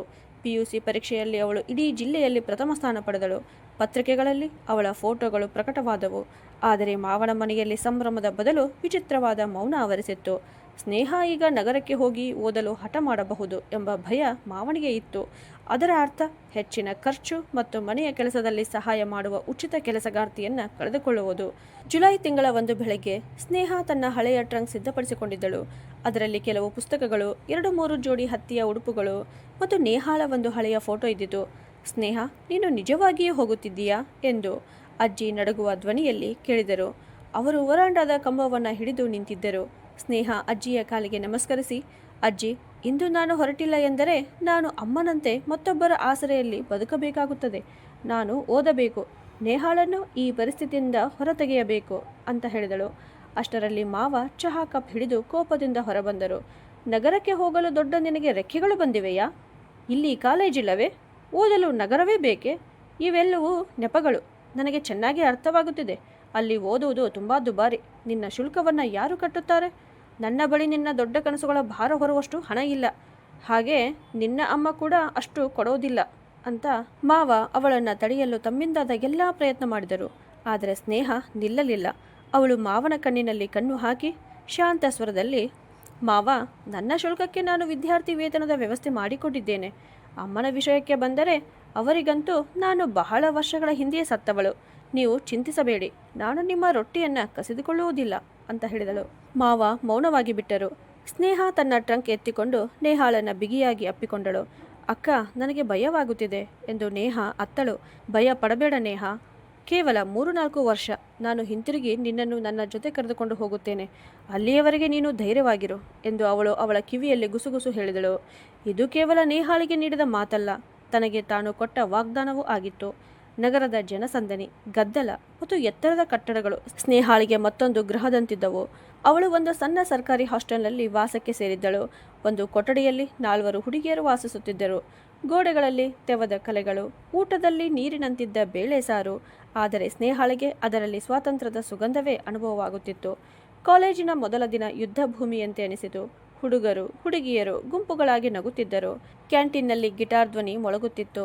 ಸ್ನೇಹ ತನ್ನ ಸರಳತೆ ಮತ್ತು ಗಂಭೀರ ಮುಖಭಾವದೊಂದಿಗೆ ಈ ಹೊಸ ಜಗತ್ತಿನಲ್ಲಿ ಎಲ್ಲರಿಗಿಂತ ಭಿನ್ನಳಾಗಿ ಕಾಣುತ್ತಿದ್ದಳು. ಒಂದು ದಿನ ಲೈಬ್ರರಿಯ ಮೆಟ್ಟಿಲುಗಳ ಮೇಲೆ ನಡೆದು ಹೋಗುತ್ತಿದ್ದಾಗ ಅವಳು ಒಬ್ಬ ಯುವಕನಿಗೆ ಡಿಕ್ಕಿ ಹೊಡೆದಳು. ಅವಳ ಕೈಯಲ್ಲಿದ್ದ ದಪ್ಪವಾದ ಅರ್ಥಶಾಸ್ತ್ರದ ಪುಸ್ತಕ ಕೆಳಗೆ ಬಿದ್ದಿತು. ಓಹೋ, ಐ ಆಮ್ ಸಾರಿ, ನಾನು ಗಮನಿಸಲಿಲ್ಲ ಎಂದು ಆ ಯುವಕ ಬಾಗಿ ಪುಸ್ತಕವನ್ನು ಎತ್ತಿಕೊಟ್ಟನು. ಅವನ ಹೆಸರು ಕಿರಣ್. ಅವನ ಮುಖದ ಮೇಲೆ ಸಹಜವಾದ ಒಂದು ನಗು ಇತ್ತು. ಆದರೆ ಆ ನಗು ಸ್ನೇಹಾಳಿಗೆ ಇಷ್ಟವಾಗಲಿಲ್ಲ. ಏಕೆಂದರೆ ಸುಲಭವಾಗಿ ನಗುವವರನ್ನು ಅವಳು ನಂಬುತ್ತಿರಲಿಲ್ಲ. ಅವರು ಎಲ್ಲರೂ ಮುಖವಾಡ ಧರಿಸಿದವರೇ ಎಂದು ಅವಳಿಗೆ ಅನಿಸುತ್ತಿತ್ತು. ಪುಸ್ತಕಗಳು ನೆಲಕ್ಕೆ ಬೀಳಲು ಇರುವುದಿಲ್ಲ ಎಂದು ಅವಳು ಒರಟಾಗಿ ಹೇಳಿ ಪುಸ್ತಕವನ್ನು ಅವನ ಕೈಯಿಂದ ಕಸಿದುಕೊಂಡು ಮುಂದೆ ನಡೆದಳು. ಕಿರಣ್ ಅವಳನ್ನು ಆಶ್ಚರ್ಯದಿಂದ ನೋಡುತ್ತಾ ನಿಂತನು. ಅವನು ಅನೇಕ ಹುಡುಗಿಯರನ್ನು ನೋಡಿದ್ದನು, ಆದರೆ ಸ್ನೇಹಾಳ ಕಣ್ಣುಗಳಲ್ಲಿ ಕಂಡ ನೋವು ಮತ್ತು ಬೆಂಕಿಯ ಮಿಶ್ರಣವನ್ನು ಅವನು ಎಂದಿಗೂ ನೋಡಿರಲಿಲ್ಲ. ಆ ರಾತ್ರಿ ಹಾಸ್ಟೆಲ್ನ ಮೇಲ್ಛಾವಣಿಯಲ್ಲಿ ಒಬ್ಬಳೇ ಕುಳಿತು ನಗರದ ದೀಪಗಳನ್ನು ನೋಡುತ್ತಿದ್ದಾಗ ಅವಳ ಹಳೆಯ ಫೋನ್ ಮೊಳಗಿತು. ಅಪರಿಚಿತ ಸಂಖ್ಯೆ. ಹಲೋ ಎಂದು ಅವಳು ಹೇಳಿದಳು. ಅತ್ತ ಕೆಲ ಕ್ಷಣ ಮೌನ. ನಂತರ ಒಂದು ಪರಿಚಿತ ಧ್ವನಿ ಕೇಳಿಸಿತು. ಸ್ನೇಹ ಮಗಳೇ. ಸ್ನೇಹಾಳ ಹೃದಯ ಒಂದು ಕ್ಷಣ ಬಡಿತ ತಪ್ಪಿತು. ಅದು ಅವಳ ತಾಯಿ ಸುಮಾಳ ಧ್ವನಿಯಾಗಿತ್ತು. ಅನೇಕ ವರ್ಷಗಳ ನಂತರ ತಾಯಿಯ ಧ್ವನಿ ಕೇಳುತ್ತಿದ್ದಂತೆ ಅವಳ ದೇಹದೊಳಗೆ ಒಂದು ನಡುಕ ಹರಡಿತು. ಆದರೆ ಅದು ಮಮತೆಯ ನಡುಕಲ್ಲ, ದ್ವೇಷದ ನಡುಕು. ಸ್ನೇಹ, ನೀನು ಜಿಲ್ಲೆಯಲ್ಲಿಯ ಮೊದಲ ಸ್ಥಾನ ಪಡೆದಿದ್ದೆ ಎಂದು ಕೇಳಿದೆ. ನನಗೆ ತುಂಬ ಸಂತೋಷವಾಯಿತು. ಖನ್ನಾ ಸರ್ ಕೂಡ ಹುಡುಗಿ ತುಂಬ ಚಾಣಾಕ್ಷಳು ಎಂದರು ಅಂತ ಹೇಳಿದಾಗ, ಖನ್ನಾ ಸರ್ ಎಂದು ಸ್ನೇಹ ತಣ್ಣನೆಯ ನಗೆಯೊಂದಿಗೆ ಮಾತನ್ನು ಮುಂದುವರಿಸಿದಳು. ನೀವು ಅವರಿಗೆ ನನ್ನ ಬಗ್ಗೆ ಏಕೆ ಹೇಳಬೇಕು? ನಾನು ಅವರಿಗೆ ಯಾರು? ಮತ್ತು ನೀವು ನನಗೆ ಈಗ ಏಕೆ ಫೋನ್ ಮಾಡುತ್ತಿದ್ದೀರಿ? ನಿಮ್ಮ ಮಗನಿಗೆ ಇನ್ನೊಂದು ಹೊಸ ಆಟಿಕೆ ಬೇಕೇ ಅಂತ ಕೇಳಿದಳು. ಹೀಗೆ ಹೇಳಬೇಡ ಮಗಳೇ, ನಾನು ಬಲವಂತಳಾಗಿದ್ದೆ. ಈಗ ನೀನು ದೊಡ್ಡವಳಾಗಿದ್ದೀಯಾ, ಅರ್ಥ ಮಾಡಿಕೊಳ್ಳುತ್ತೀಯಾ ಅಂತ ಹೇಳುವಾಗ ತಾಯಿಯ ಧ್ವನಿ ನಡುಗುತ್ತಿತ್ತು. ನಾನು ಅರ್ಥ ಮಾಡಿಕೊಂಡಿದ್ದೇನೆ ಅಮ್ಮ. ನೀವು ನನ್ನ ಕೈಯಿಂದ ನಿಮ್ಮ ಸೀರೆಯ ಅಂಚನ್ನು ಬಿಡಿಸಿಕೊಂಡು ಹೋದ ದಿನವೇ ನಾನು ಎಲ್ಲವನ್ನ ಅರ್ಥ ಮಾಡಿಕೊಂಡೆ. ಈಗ ನನ್ನ ಬಳಿ ನಿಮಗಾಗಿ ಯಾವುದೇ ಭಾವನೆ ಉಳಿದಿಲ್ಲ. ಪ್ರೀತಿಯೂ ಇಲ್ಲ, ದ್ವೇಷವೂ ಇಲ್ಲ. ನೀವು ನಿಮ್ಮ ಕುಟುಂಬವನ್ನು ನೋಡಿಕೊಳ್ಳಿ, ನನಗೆ ನನ್ನ ದಾರಿ ನಿರ್ಮಿಸಿಕೊಳ್ಳಲು ಬಿಡಿ. ದಯವಿಟ್ಟು ಮತ್ತೆ ನನಗೆ ಫೋನ್ ಮಾಡಬೇಡಿ ಅಂತ ಹೇಳಿ ಅವಳು ಫೋನ್ ಕಟ್ ಮಾಡಿದಳು. ಅದರ ಸಿಮ್ ಕಾರ್ಡ್ ತೆಗೆದು ಎಸೆದಳು. ಅವಳ ಕಣ್ಣುಗಳಿಂದ ಒಂದು ಹನಿ ಕಣ್ಣೀರು ಬೀಳಲಿಲ್ಲ. ಏಕೆಂದರೆ ಇಂದು 10 ವರ್ಷಗಳ ಪರಿಶ್ರಮ ಮಣ್ಣಾಗಿ ಬಿಡುತ್ತದೆ ಎಂಬುದು ಅವಳಿಗೆ ಗೊತ್ತಿತ್ತು. ಆ ರಾತ್ರಿ ಮೇಲ್ಛಾವಣಿಯಲ್ಲಿ ನಿಂತು ಚಂದ್ರನನ್ನು ಸಾಕ್ಷಿಯಾಗಿ ಇಟ್ಟುಕೊಂಡು ಅವಳು ಹೊಸ ಪ್ರತಿಜ್ಞೆ ಮಾಡಿದಳು.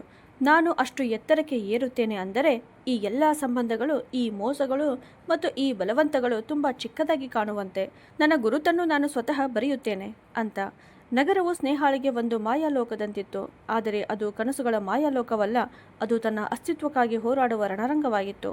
ಹಾಸ್ಟೆಲ್ನ ಆ ಕಿರಿದಾದ ತೆವದ ಕೊಠಡಿ, ಅಲ್ಲಿ ರಾತ್ರಿ ಪೂರ್ತಿ ಸೊಳ್ಳೆಗಳ ಗುಣಗುಣು ಮತ್ತು ಫ್ಯಾನ್ನ ಕಿರಿಕಿರಿ ಸಂಗೀತದಂತೆ ಕೇಳಿಸುತ್ತಿತ್ತು. ಇದೀಗ ಅದು ಅವಳ ಹೊಸ ಪ್ರಪಂಚ.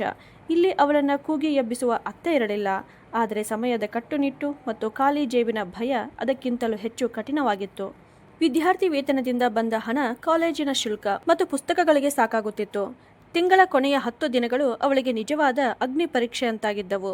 ಒಂದು ಮಂಗಳವಾರದ ಸಂಜೆ ಹೊರಗಿನ ಮಳೆ ಧಾರಾಕಾರವಾಗಿ ಸುರಿಯುತ್ತಿತ್ತು. ಸ್ನೇಹ ಲೈಬ್ರರಿಯಿಂದ ಹೊರಬಂದಳು. ಅವಳ ಹೊಟ್ಟೆಯಲ್ಲಿ ಹಸಿವಿನ ನೋವು ಮಿಡಿಯುತ್ತಿತ್ತು. ಮಧ್ಯಾಹ್ನ ಅವಳು ಕೇವಲ ಒಂದು ಬಿಸ್ಕೆಟ್ ಮಾತ್ರ ತಿಂದಿದ್ದಳು, ರಾತ್ರಿ ಊಟಕ್ಕೆ ಮೆಸ್ಸಿನ ಹಣ ಉಳಿಸಬೇಕೆಂದು. ಕ್ಯಾಂಟೀನ್ ಹತ್ತಿರದಿಂದ ಹಾದು ಹೋಗುವಾಗ ಸಮೋಸಾದ ಸುಗಂಧ ಅವಳ ಹೆಜ್ಜೆಗಳನ್ನು ಕ್ಷಣಕಾಲ ನಿಲ್ಲಿಸಿತು. ತನ್ನ ಕೈಯಲ್ಲಿ ಬಿಗಿಯಾಗಿ ಹಿಡಿದಿದ್ದ ಕೆಲವು ನಾಣ್ಯಗಳನ್ನು ಅವಳು ಸ್ಪರ್ಶಿಸಿದಳು. ಸಮೋಸ ತಿನ್ನಲು ಅಥವಾ ನಾಳೆಯ ಪ್ರಾಜೆಕ್ಟ್ಗೆ ಬೇಕಾದ ಕಾಗದಗಳನ್ನು ಖರೀದಿಸಲು ಎಂದು ಮನಸ್ಸು ಕೇಳಿತು. ಅವಳು ತನ್ನ ಮುಷ್ಟಿಯನ್ನು ಬಿಗಿಗೊಳಿಸಿದಳು. ತಲೆಯನ್ನು ತಗ್ಗಿಸಿಕೊಂಡು ಮಳೆಯಲ್ಲಿ ನೆನೆದು ಸ್ಟೇಷನರಿ ಅಂಗಡಿಯ ಕಡೆಗೆ ನಡೆದು ಹೋದಳು. ಹಸಿವನ್ನು ಮೆರೆತುಕೊಳ್ಳುವುದನ್ನು ಅವಳು ಕಲಿತಿದ್ದಳು. ಆದರೆ ತನ್ನ ಕನಸುಗಳನ್ನು ಹಸಿವಿನಿಂದ ಬಳಲಲು ಬಿಡುವ ಸಾಹಸ ಅವಳಿಗಿರಲಿಲ್ಲ. ಕಾಲೇಜಿನ ದಾರಿಗಳಲ್ಲಿ ಕಿರಣ್ ಎಲ್ಲರಿಗೂ ಇಷ್ಟವಾಗುವ ಹುಡುಗ. ಶ್ರೀಮಂತನಾಗಿದ್ದರೂ ಅವನಲ್ಲಿ ಅಹಂಕಾರ ಇರಲಿಲ್ಲ. ಆದರೆ ಸ್ನೇಹಾಳ ಕಣ್ಣಿಗೆ ಅವನ ಈ ಸಹಜ ಸ್ವಭಾವವೇ ಹೆಚ್ಚು ಕಿರಿಕಿರಿಯಾಗಿತ್ತು. ಏಕೆಂದರೆ ಜೀವನದಲ್ಲಿ ಯಾವ ಕೊರತೆಯನ್ನು ಅನುಭವಿಸದವನು ಮತ್ತೊಬ್ಬರ ನೋವನ್ನು ಹೇಗೆ ಅರ್ಥ ಮಾಡಿಕೊಳ್ಳಬಲ್ಲನು ಎಂದು ಅವಳು ಭಾವಿಸುತ್ತಿದ್ದಳು. ಒಂದು ದಿನ ಅರ್ಥಶಾಸ್ತ್ರದ ಸೆಮಿನಾರ್ ನಂತರ ಸ್ನೇಹ ಕಾರಿಡಾರ್ನಲ್ಲಿ ನಿಂತು ತನ್ನ ಅಸೈನ್ಮೆಂಟ್ ಪರಿಶೀಲಿಸುತ್ತಿದ್ದಳು. ಸ್ನೇಹ, ನಿನ್ನ ತತ್ವ ತುಂಬ ಪ್ರಭಾವಶಾಲಿಯಾಗಿದೆ. ಆದರೆ ನೀನು ಮಾನವೀಯ ಭಾವನೆಗಳನ್ನು ಡೇಟಾದಲ್ಲಿ ಸೇರಿಸಲು ಮರೆತಿರುವೆಯೆಂದು ಅನಿಸುವುದಿಲ್ಲವೇ ಎಂದು ಕಿರಣ್ ಅವಳ ಬಳಿ ಬಂದು ಕೇಳಿದನು. ಸ್ನೇಹ ಅವನತ್ತ ತಣ್ಣನೆಯ ದೃಷ್ಟಿಯಿಂದ ನೋಡಿ, ಭಾವನೆಗಳು ಮಾರುಕಟ್ಟೆಯಲ್ಲಿ ಅಸ್ಥಿರಗೊಳ್ಳುತ್ತವೆ ಕಿರಣ್. ಜಗತ್ತು ತರ್ಕದಿಂದ ನಡೆಯುತ್ತದೆ, ಕಣ್ಣೀರಿನಿಂದ ಅಲ್ಲ. ಹಾಗೆ ನನ್ನ ತತ್ವದ ಬಗ್ಗೆ ನೀನು ಅಭಿಪ್ರಾಯ ಹೇಳಬೇಕಾದ ಅಗತ್ಯವಿಲ್ಲ ಎಂದು ನನಗೆ ತೋರುತ್ತದೆ ಅಂತ ಹೇಳಿದಳು. ಕಿರಣ್ ನಕ್ಕನು. ಆದರೆ ಈ ಬಾರಿ ಆ ನಗುವಿನಲ್ಲಿ ವ್ಯಂಗ್ಯವಿರಲಿಲ್ಲ. ಒಂದು ವಿಚಿತ್ರವಾದ ಸಹಾನುಭೂತಿ ಇದ್ದಿತು. ನೀನು ನಿನ್ನ ಸುತ್ತ ಇಷ್ಟು ಗೋಡೆಗಳನ್ನು ಏಕೆ ಕಟ್ಟಿಕೊಂಡಿದ್ದೀಯಾ ಸ್ನೇಹ? ಕೆಲವೊಮ್ಮೆ ಮಳೆಯಲ್ಲಿ ನೆನೆಯುವುದು ಅಗತ್ಯ. ಯಾವಾಗಲೂ ಛತ್ರಿ ಹಿಡಿದು ನಡೆದರೆ ಗಮ್ಯಸ್ಥಾನ ತಲುಪಲು ಆಗುವುದಿಲ್ಲ ಅಂತ ಕಿರಣ್ ಮತ್ತೆ ಕೇಳಿದಾಗ ಸ್ನೇಹ ಯಾವುದೇ ಭಾವವಿಲ್ಲದೆ ಉತ್ತರಿಸಿದಳು. ನನ್ನ ಬಳಿ ಛತ್ರಿ ಖರೀದಿಸಲು ಹಣವಿಲ್ಲ ಕಿರಣ್. ಅದಕ್ಕಾಗಿಯೇ ನಾನು ನೆನೆಯುವುದನ್ನು ತಪ್ಪಿಸುತ್ತೇನೆ ಅಂತ. ಅಷ್ಟು ಹೇಳಿ ಅವಳು ವೇಗವಾಗಿ ಅಲ್ಲಿಂದ ಹೊರಟಳು. ತನ್ನ ಕಠಿಣ ಹೊರಪದರದ ಹಿಂದೆ ಅಡಗಿರುವ ಆ ಪುಟ್ಟ ಹುಡುಗಿಯನ್ನು ಯಾರೂ ನೋಡಬಾರದು ಎಂದು ಅವಳು ಬಯಸುತ್ತಿದ್ದಳು. ಅಷ್ಟರಲ್ಲಿ ಕಾಲೇಜಿನ ಶುಲ್ಕವು ಏಕಾಏಕಿ ಹೆಚ್ಚಾಯಿತು. ಮಾವ ಸ್ಪಷ್ಟವಾಗಿ ಸಹಾಯ ನಿರಾಕರಿಸಿದರು. ತಾಯಿಯ ಸಂಖ್ಯೆಯನ್ನು ಅವಳು ಈಗಾಗಲೇ ಬ್ಲಾಕ್ ಮಾಡಿದ್ದಳು. ಆದ್ದರಿಂದ ಅವಳು ಒಂದು ನಿರ್ಧಾರ ತೆಗೆದುಕೊಂಡಳು. ಪಾರ್ಟ್ ಟೈಮ್ ಕೆಲಸ ಮಾಡಬೇಕು ಅಂತ. ಒಂದು ಕಾಸ್ಮೆಟಿಕ್ ಕಂಪನಿಯ ಶೋರೂಮ್ನಲ್ಲಿ ಡೇಟಾ ಎಂಟ್ರಿ ಆಪರೇಟರ್ ಹುದ್ದೆಗೆ ಸಂದರ್ಶನ ಹೋದಳು. ಮ್ಯಾನೇಜರ್ ಅವಳನ್ನು ತಲೆಯಿಂದ ಕಾಲಿನವರೆಗೆ ಒಮ್ಮೆ ನೋಡಿದ. ಅವಳ ಹಳೆಯದು ಬಣ್ಣ ಮಸುಕಾದ ಉಡುಪು ಮತ್ತು ಚಪ್ಪಲಿಗಳು ಆ ಶೋರೂಮ್ನ ಚಕಚಕಿತ ವಾತಾವರಣಕ್ಕೆ ಹೊಂದಿಕೆಯಾಗುತ್ತಿರಲಿಲ್ಲ. ಮೇಡಮ್, ಇಲ್ಲಿ ನಮಗೆ ಚೆನ್ನಾಗಿ ಕಾಣುವ ಹುಡುಗಿಯರು ಬೇಕು. ನೀವು ಬಹುಶಃ ಇಲ್ಲಿ ಹೊಂದಿಕೆಯಾಗುವುದಿಲ್ಲ ಎಂದು ಮ್ಯಾನೇಜರ್ ಮೂಗು ಸಿಟುಕಿಸುತ್ತಾ ಹೇಳಿದ. ಆ ಮಾತು ಸ್ನೇಹಾಳಿಗೆ ಯಾರೋ ಮುಖಕ್ಕೆ ಬಾರಿಸಿ ಹೊಡೆದಂತೆ ಅನಿಸಿತು. ಅವಳಿಗೆ ತಾಯಿ ನೆನಪಾದಳು. ತಾಯಿಯು ಬಹುಶಃ ಇಂತಹ ಯಾವುದೋ ಶೋರೂಮ್ನಲ್ಲಿ ಕೆಲಸ ಮಾಡಿರಬಹುದು. ಅವಳು ಇಂತಹ ಅವಮಾನಗಳನ್ನು ಅನುಭವಿಸಿದ್ದಳೆ, ಅಥವಾ ಅದಕ್ಕಾಗಿಯೇ ತನ್ನ ಮಕ್ಕಳನ್ನು ಬಿಟ್ಟು ಒಬ್ಬ ಶ್ರೀಮಂತನ ಆಸರೆಯನ್ನು ಆರಿಸಿಕೊಂಡಳೆ ಅಂದುಕೊಂಡಳು. ನಂತರ ಇಲ್ಲ ಎಂದು ಅವಳು ತನ್ನನ್ನೇ ಗಟ್ಟಿಯಾಗಿ ಸಮಾಧಾನಪಡಿಸಿಕೊಂಡಳು. ಪ್ರತಿ ಆಯ್ಕೆಗೂ ಒಂದು ಕಾರಣ ಇರುತ್ತದೆ, ಆದರೆ ಪ್ರತಿಯೊಂದು ಕಾರಣವೂ ಸರಿಯೇ ಆಗಿರಬೇಕು ಎಂದಿಲ್ಲ. ಅಮ್ಮ ಸೋತಿರಬಹುದು, ಆದರೆ ನಾನು ಸೋಲುವುದಿಲ್ಲ ಅಂದುಕೊಂಡು ಅವಳು ಮ್ಯಾನೇಜರ್ ಕಣ್ಣಿನಲ್ಲಿ ಕಣ್ಣು ಹಾಕಿ ಹೇಳಿದಳು.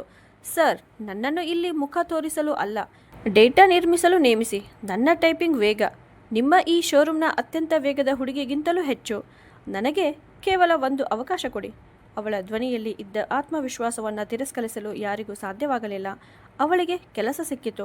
ಬೆಳಗ್ಗೆ ಕಾಲೇಜ್, ಸಂಜೆ 6ರಿಂದ 10 ಗಂಟೆಯವರೆಗೆ ಶೋರೂಮ್ನಲ್ಲಿ ಕೆಲಸ. ರಾತ್ರಿ 11 ಗಂಟೆಗೆ ದನಿದು ಹಾಸ್ಟೆಲ್ಗೆ ಮರಳುವುದು. ನಂತರ ರಾತ್ರಿ 2 ಗಂಟೆಯವರೆಗೆ ಓದುವುದು. ಅವಳ ಕಣ್ಣುಗಳ ಕೆಳಗೆ ಕಪ್ಪು ವಲಯಗಳು ಮೂಡಿದ್ದವು. ಮುಖ ಬಿಳುಪಾಗಿತ್ತು, ಆದರೆ ಅವಳ ಸಂಕಲ್ಪ ಉಕ್ಕಿನಂತೆ ಗಟ್ಟಿಯಾಗುತ್ತಿತ್ತು. ಕಾಲ ನಿಧಾನವಾಗಿ ಮುಂದೆ ಸಾಗುತ್ತಿತ್ತು. ಒಂದು ರಾತ್ರಿ ಅವಳಿಗೆ ನೇಹಾಳಿಂದ ಒಂದು ಪತ್ರ ಬಂದಿತ್ತು. ಅಕ್ಕ, ಮಾವ ಈಗ ನನ್ನನ್ನು ಕಾಲೇಜಿಗೆ ಕಳುಹಿಸಲು ಹಿಂಜರಿಯುತ್ತಿದ್ದಾರೆ. ಅತ್ತೆ ಹೇಳುತ್ತಾರೆ ನಾನು ಮನೆಯ ಕೆಲಸ ಕಲಿಯಬೇಕು ಅಂತ, ಏಕೆಂದರೆ ನನ್ನ ಮದುವೆಯನ್ನು ಬೇಗ ಮಾಡಿಬಿಡುತ್ತಾರೆ. ಅಕ್ಕ, ನನಗೆ ತುಂಬ ಭಯವಾಗುತ್ತಿದೆ. ನೀನು ಯಾವಾಗ ಬರುತ್ತೀಯಾ? ಆ ಪತ್ರ ಓದಿದಂತೆ ಸ್ನೇಹಾಳ ರಕ್ತ ಕುದಿಯಿತು. ಅವಳು ಪತ್ರವನ್ನು ಬಿಗಿಯಾಗಿ ಹಿಡಿದಳು. ಇಲ್ಲ ನೇಹ, ನಿನ್ನ ಮದುವೆ ಯಾವುದೋ ಕತ್ತಲೆಯ ದಾರಿಯಲ್ಲಿ ನಡೆಯುವುದಿಲ್ಲ. ನಾನು ನಿನ್ನನ್ನು ಈ ಸಿಲುಕಿನಿಂದ ಹೊರಗೆ ತರುತ್ತೇನೆ ಅಂತ ಅವಳು ತನ್ನೊಳಗೆ ಮತ್ತೊಂದು ಪ್ರತಿಜ್ಞೆ ಮಾಡಿಕೊಂಡಳು. ಆ ರಾತ್ರಿ ಅವಳು ತನ್ನ ಡೈರಿಯಲ್ಲಿ ಹೀಗೆ ಬರೆದಳು. ಈ ನಗರದ ಎತ್ತರದ ಕಟ್ಟಡಗಳು ನನ್ನನ್ನು ಹೆದರಿಸುವುದಿಲ್ಲ. ಅವು ನನಗೆ ನೆನಪಿಸುತ್ತವೆ ನನ್ನ ಅಸ್ತಿತ್ವ ಇನ್ನೂ ಇವುಗಳಿಗಿಂತ ಎತ್ತರಕ್ಕೆ ಏರಬೇಕಿದೆ. ಅಮ್ಮ ಸಮಾಧಾನ ಮಾಡಿಕೊಂಡರೂ ನಾನು ಹೋರಾಡುತ್ತೇನೆ. ಅವರು ನಿರ್ಧಯರಾಗಿದ್ದರು, ನಾನು ಬಂಡೆಯಂತೆ ಗಟ್ಟಿಯಾಗುತ್ತೇನೆ ಅಂತ. ಕಾಲೇಜಿನ ಅಂತಿಮ ವರ್ಷದ ಪರೀಕ್ಷೆಗಳು ಸಮೀಪಿಸುತ್ತಿದ್ದವು. ಸ್ನೇಹಾಳ ದಿನಚರಿ ಒಬ್ಬ ತಪಸ್ವಿಯ ಸಾಧನೆಯಂತಾಗಿತ್ತು. ನಗರದ ಮಿಂಚು ಮರಳು ಅವಳಿಗೆ ಕೇವಲ ಹಿನ್ನೆಲೆಯ ಶಬ್ದವಾಗಿತ್ತು. ಅವಳ ಪ್ರಪಂಚ ಈಗ ಲೈಬ್ರರಿಯ ಹಳೆಯ ಮರದ ಮೇಜುಗಳು, ಶೋರೂಮ್ನ ಎಕ್ಸೆಲ್ ಶೀಟುಗಳು ಮತ್ತು ಹಾಸ್ಟೆಲ್ನ ಮೃದುವಾದ ಬೆಳಕಿನ ರಾತ್ರಿಗಳಷ್ಟೇ ಸೀಮಿತವಾಗಿತ್ತು. ಫಲಿತಾಂಶದ ದಿನ, ಅದು ಕೇವಲ ಅಂಕಪಟ್ಟಿಯಲ್ಲ, ಅದು ಅವಳ ಸ್ವಾತಂತ್ರ್ಯದ ದಾಖಲೆ. ವಿಶ್ವವಿದ್ಯಾಲಯದ ಮೆರಿಟ್ ಪಟ್ಟಿಯಲ್ಲಿ ಅವಳ ಹೆಸರು ಅಗ್ರಸ್ಥಾನದಲ್ಲಿ ಮಿನುಗಿದಾಗ ಒಂದು ಕ್ಷಣ ಅವಳಿಗೆ ಹೀಗೆ ಅನಿಸಿತು. ಅತ್ತೆಯ ಎಲ್ಲ ಟೀಕೆಗಳು, ತಾಯಿಯ ನಿರ್ಲಕ್ಷ್ಯದ ಮೌನ, ತಂದೆಯ ಅಸಹಾಯಕತೆ, ಇವೆಲ್ಲವೂ ಒಂದೇ ಸ್ವರದಲ್ಲಿ ಕರಗಿ ಶಾಂತವಾಗಿ ಬಿಟ್ಟವು ಅಂತ. ಕೆಲವೇ ತಿಂಗಳೊಳಗೆ ನಗರದ ಒಂದು ಪ್ರತಿಷ್ಠಿತ ಬಹುರಾಷ್ಟ್ರೀಯ ಕಂಪನಿಯಲ್ಲಿ ಅವಳು ಹಣಕಾಸು ವಿಶ್ಲೇಷಕಿಯಾಗಿ ಆಯ್ಕೆಯಾದಳು. ನೇಮಕಾತಿ ಪತ್ರವನ್ನು ಕೈಯಲ್ಲಿ ಹಿಡಿದಾಗ ಸ್ನೇಹಾಳ ಬೆರಳುಗಳು ನಡುಗುತ್ತಿದ್ದವು. ಅದು ಕೇವಲ ಒಂದು ಕಾಗದದ ತುಂಡಲ್ಲ, ಅದು ಒಂದು ಚಾವಿಯಾಗಿತ್ತು. ನೇಹಾ ಬಂದಿಯಾಗಿದ್ದ ಆ ಕಾರಾಗೃಹದ ಬಾಗಿಲನ್ನು ತೆರೆಯುವ ಚಾವಿ. ಅಭಿನಂದನೆಗಳು ಸ್ನೇಹ, ನೀನೇ ಇದನ್ನು ಸಾಧಿಸುವೆ ಎಂದು ನನಗೆ ಗೊತ್ತಿತ್ತು ಅಂದಾಗ ಸ್ನೇಹ ತಿರುಗಿ ನೋಡಿದಳು. ಕಿರಣ್ ಅಲ್ಲೇ ನಿಂತಿದ್ದ. ಇಂದು ಅವನ ಕಣ್ಣಿನಲ್ಲಿ ತಮಾಷೆ ಇರಲಿಲ್ಲ, ಬದಲಿಗೆ ಆಳವಾದ ಗೌರವವಿತ್ತು. ಧನ್ಯವಾದಗಳು ಕಿರಣ್ ಎಂದು ಸ್ನೇಹ ಈ ಬಾರಿ ಸ್ವಲ್ಪ ಮೃದುವಾಗಿ ಹೇಳಿದಳು. ಆದರೆ ಇದು ಕೇವಲ ಆರಂಭ. ಇನ್ನು ಎಲ್ಲಿಗೆ ಹೋಗುತ್ತೀಯಾ ಎಂದು ಕಿರಣ್ ಕೇಳಿದ. ನನ್ನ ಅಸ್ತಿತ್ವ ಆರಂಭವಾದ ಜಾಗಕ್ಕೆ, ನನ್ನ ಲೆಕ್ಕ ಚುಕ್ತಿ ಮಾಡಲು ಅಂತ ಹೇಳುವಾಗ ಅವಳ ಧ್ವನಿಯ ದೃಢತೆ ಕಿರಣನನ್ನ ಕ್ಷಣಕಾಲ ಮೌನಗೊಳಿಸಿತು. 3-4 ತಿಂಗಳು ಕೆಲಸ ಮಾಡಿದ ನಂತರ ಸ್ನೇಹ ತನ್ನ ಹಳೆಯ ಧೂಳು ತುಂಬಿದ ಬೀದಿಗಳಿಗೆ ಮರಳಿದಳು. ಆದರೆ ಈ ಬಾರಿ ಹರಿದ ಫ್ರಾಕ್ ಧರಿಸಿ ಟ್ಯಾಕ್ಸಿಯ ಧೂಳನ್ನು ಕಣ್ಣಾರೆ ನೋಡುತ್ತಿದ್ದ ಭಯಭೀತ ಪುಟ್ಟ ಹುಡುಗಿ ಆಗಿರದೆ, ಅವಳು ಗಾಢ ನೀಲಿ ಬಣ್ಣದ ಫಾರ್ಮಲ್ ಸೂಟ್ ಧರಿಸಿದ್ದಳು. ಕೂದಲು ಅಚ್ಚುಕಟ್ಟಾಗಿ ಕಟ್ಟಲಾಗಿತ್ತು. ಅವಳ ನಡಿಗೆ ತನ್ನ ಪರಿಶ್ರಮದಿಂದ ಗಳಿಸಿದ ಆತ್ಮವಿಶ್ವಾಸದ ಚಾಪು ಇದ್ದಿತು. ಮಾವನ ಮನೆಯ ಆ ಬಾಗಿಲು ಇನ್ನೂ ಅದೇ ರೀತಿ ಕಿರಿಕಿರಿ ಶಬ್ದ ಮಾಡುತ್ತಿತ್ತು. ಸ್ನೇಹ ಬಾಗಿಲು ತಟ್ಟಿದಳು. ಅತ್ತೆ ಬಾಗಿಲು ತೆರೆದರು. ಯಾರು? ಅಯ್ಯೋ ಸ್ನೇಹ ಅಂತ ಅತ್ತೆಯ ಕಣ್ಣುಗಳು ಆಶ್ಚರ್ಯದಿಂದ ದೊಡ್ಡದಾದವು. ಸ್ನೇಹಾಳ ಬದಲಾಗಿರುವ ರೂಪ ಅವರಿಗೆ ಆಘಾತದಂತಿತ್ತು. ನಮಸ್ಕಾರ ಅತ್ತೆ, ಅಜ್ಜಿ ಮತ್ತು ನೇಹಾ ಎಲ್ಲಿದ್ದಾರೆ ಎಂದು ಸ್ನೇಹ ಯಾವುದೇ ಭಾವನೆ ತೋರಿಸದೆ ಕೇಳುತ್ತಾ ಒಳಗೆ ಪ್ರವೇಶಿಸಿದಳು. ಮನೆಯ ಒಳಗಿನ ದೃಶ್ಯ ಅದೇ ಆಗಿತ್ತು. ಆದರೆ ಇಂದು ಸ್ನೇಹಾಳಿಗೆ ಅದು ತುಂಬ ಚಿಕ್ಕದಾಗಿ ಕಾಣಿಸಿತು. ಅಷ್ಟರಲ್ಲಿ ಅಡಿಗೆ ಮನೆಯಿಂದ ನೇಹಾ ಓಡುತ್ತಾ ಬಂದಳು. ಈಗ ಅವಳು ತುಂಬ ಸೊರಗಿದ್ದಳು, ಭಯಭೀತಳಾಗಿದ್ದಳು. ಅವಳ ಕಣ್ಣಿನಲ್ಲಿ ಅದೇ ಹಳೆಯ ಆತಂಕ ಕಾಣಿಸುತ್ತಿತ್ತು. ಅಕ್ಕ ಅನ್ನುತ್ತಾ ನೇಹಾ ಸ್ನೇಹಾಳನ್ನು ಅಪ್ಪಿಕೊಂಡು ಬಿಕ್ಕಿ ಬಿಕ್ಕಿ ಅತ್ತಳು. ಸ್ನೇಹ ಅವಳನ್ನು ಬಿಗಿಯಾಗಿ ತಬ್ಬಿಕೊಂಡಳು. ಅವಳ ತಂಗಿ ಧರಿಸಿದ ಬಟ್ಟೆಗಳು ಚಿಕ್ಕದಾಗಿದ್ದವು, ಹಳೆಯದಾಗಿದ್ದವು.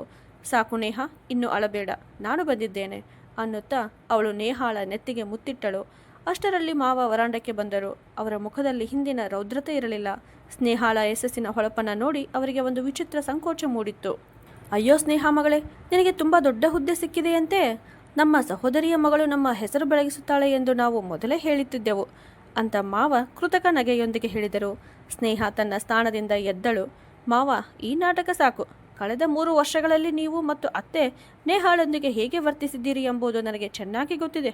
ಅವಳ ಶಾಲಾ ಶುಲ್ಕಕ್ಕಾಗಿ ಅಮ್ಮ ಕಳುಹಿಸಿದ ಹಣದಿಂದ ಚಿಂಟುಗೆ ಹೊಸ ಟ್ಯಾಬ್ಲೆಟ್ ಖರೀದಿಸಿದ್ದೀರಿ. ಈ ವಿಷಯವನ್ನು ನೇಹಾ ತನ್ನ ಪತ್ರದಲ್ಲಿ ನನಗೆ ಬರೆದಿದ್ದಳು ಅಂತ ಹೇಳಿದಾಗ ಅತ್ತೆಯ ಮುಖ ಬಿಳಿ ಬಣ್ಣಕ್ಕೆ ತಿರುಗಿತು. ಅದು ಅದು ಅನ್ನುವಷ್ಟರಲ್ಲಿ ಸಾಕು ಎಂದು ಸ್ನೇಹಾಳ ಧ್ವನಿ ಸಿಡಿಲಿನಂತೆ ಗಡಗಿತು. ನಾನು ಇಂದು ಇಲ್ಲಿ ನಿಮ್ಮೊಂದಿಗೆ ವಾದ ಮಾಡಲು ಬಂದಿಲ್ಲ. ನಾನು ನೇಹಾಳನ್ನು ಕರೆದುಕೊಂಡು ಹೋಗಲು ಬಂದಿದ್ದೇನೆ. ಈಗಲೇ, ಈ ಕ್ಷಣವೇ ಅವಳ ಸಾಮಾನುಗಳನ್ನು ಪ್ಯಾಕ್ ಮಾಡಿ ಅಂತ ಹೇಳಿದಾಗ, ಆದರೆ ಅವಳ ಮದುವೆಯ ಮಾತು ನಡೆಯುತ್ತಿದೆ ಸ್ನೇಹ.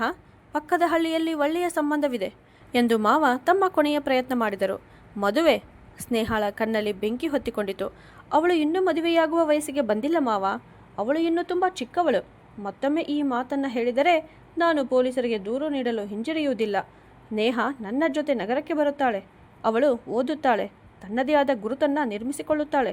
ನಮ್ಮನ್ನು ಬೆಳೆಸುವ ಅಮ್ಮನಿಂದ ನೀವು ಪಡೆದ ಹಣ ಮತ್ತು ನನ್ನ ವಿದ್ಯಾರ್ಥಿ ವೇತನದ ಹಣದಲ್ಲಿ ನೀವು ಉಳಿಸಿಕೊಂಡ ಭಾಗ, ಅದನ್ನೆಲ್ಲ ನಾನು ಈ ಮನೆಯ ಹೆಸರಿನಲ್ಲಿ ದಾನವೆಂದು ಬಿಟ್ಟು ಹೋಗುತ್ತಿದ್ದೇನೆ.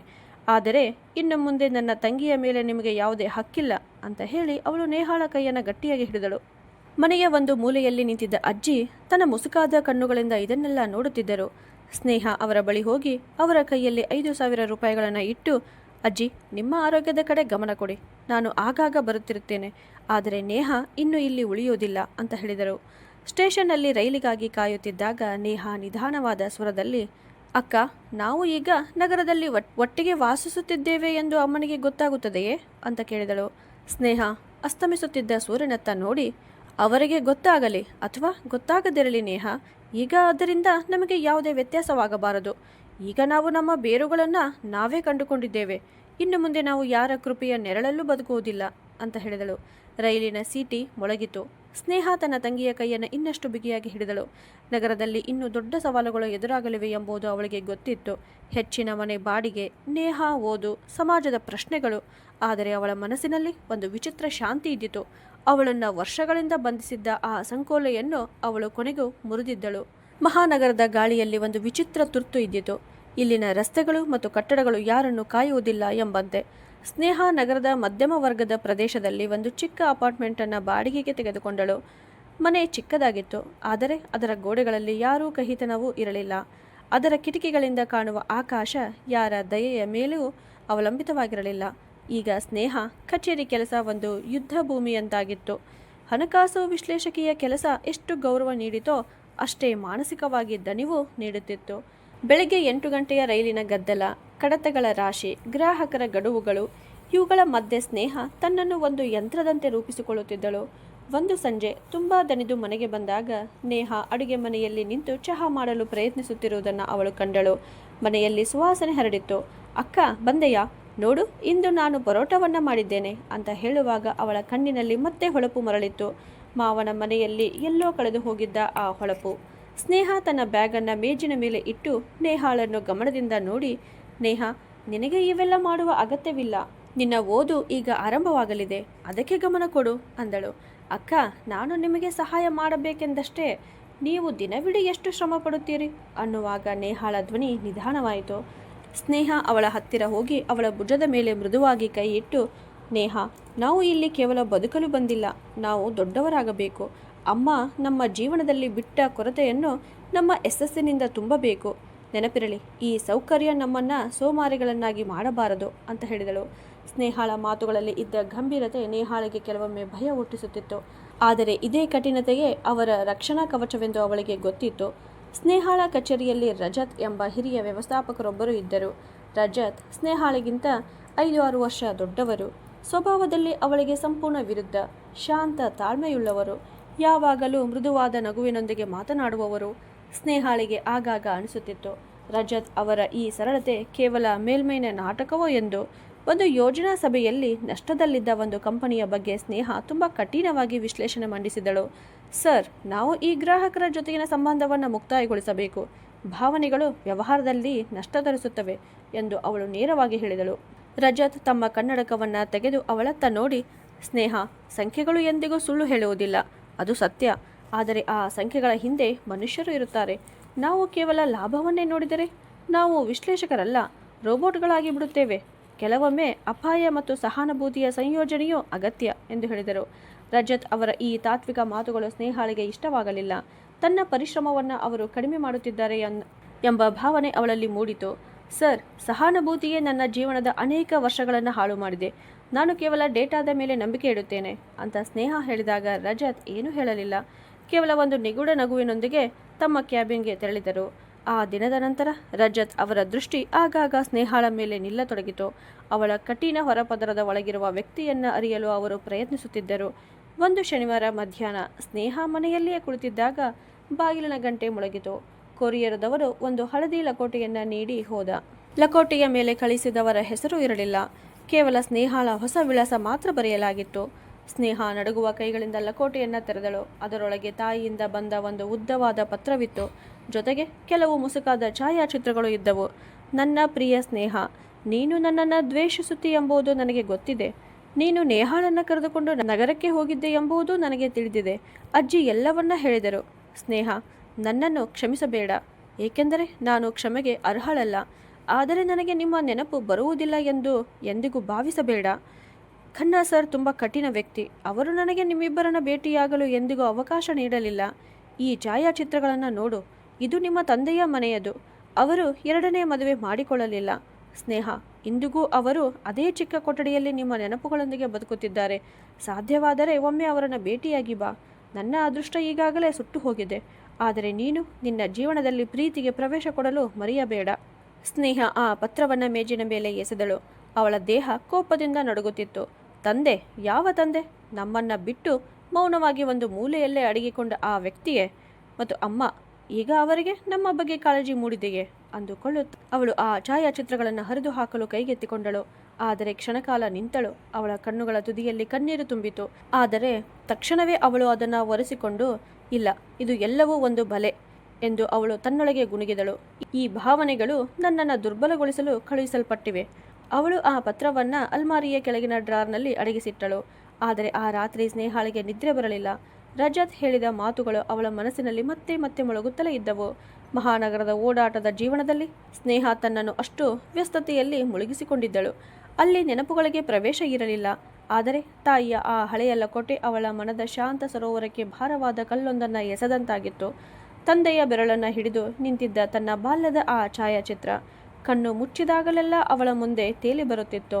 ಒಂದು ಹೊಸ ಯೋಜನೆ ಕೆಲಸದ ನಿಮಿತ್ತ ಸ್ನೇಹಾಳಿಗೆ ನಗರದ ದೂರದಲ್ಲಿರುವ ಒಂದು ಕೈಗಾರಿಕಾ ಪ್ರದೇಶಕ್ಕೆ ಹೋಗಬೇಕಾಯಿತು. ವಿಧಿಯಾಟವೆಂದರೆ ಆ ಪ್ರಯಾಣಕ್ಕೆ ರಜತ್ ಅವಳ ಜೊತೆ ಬರಬೇಕಾಯಿತು.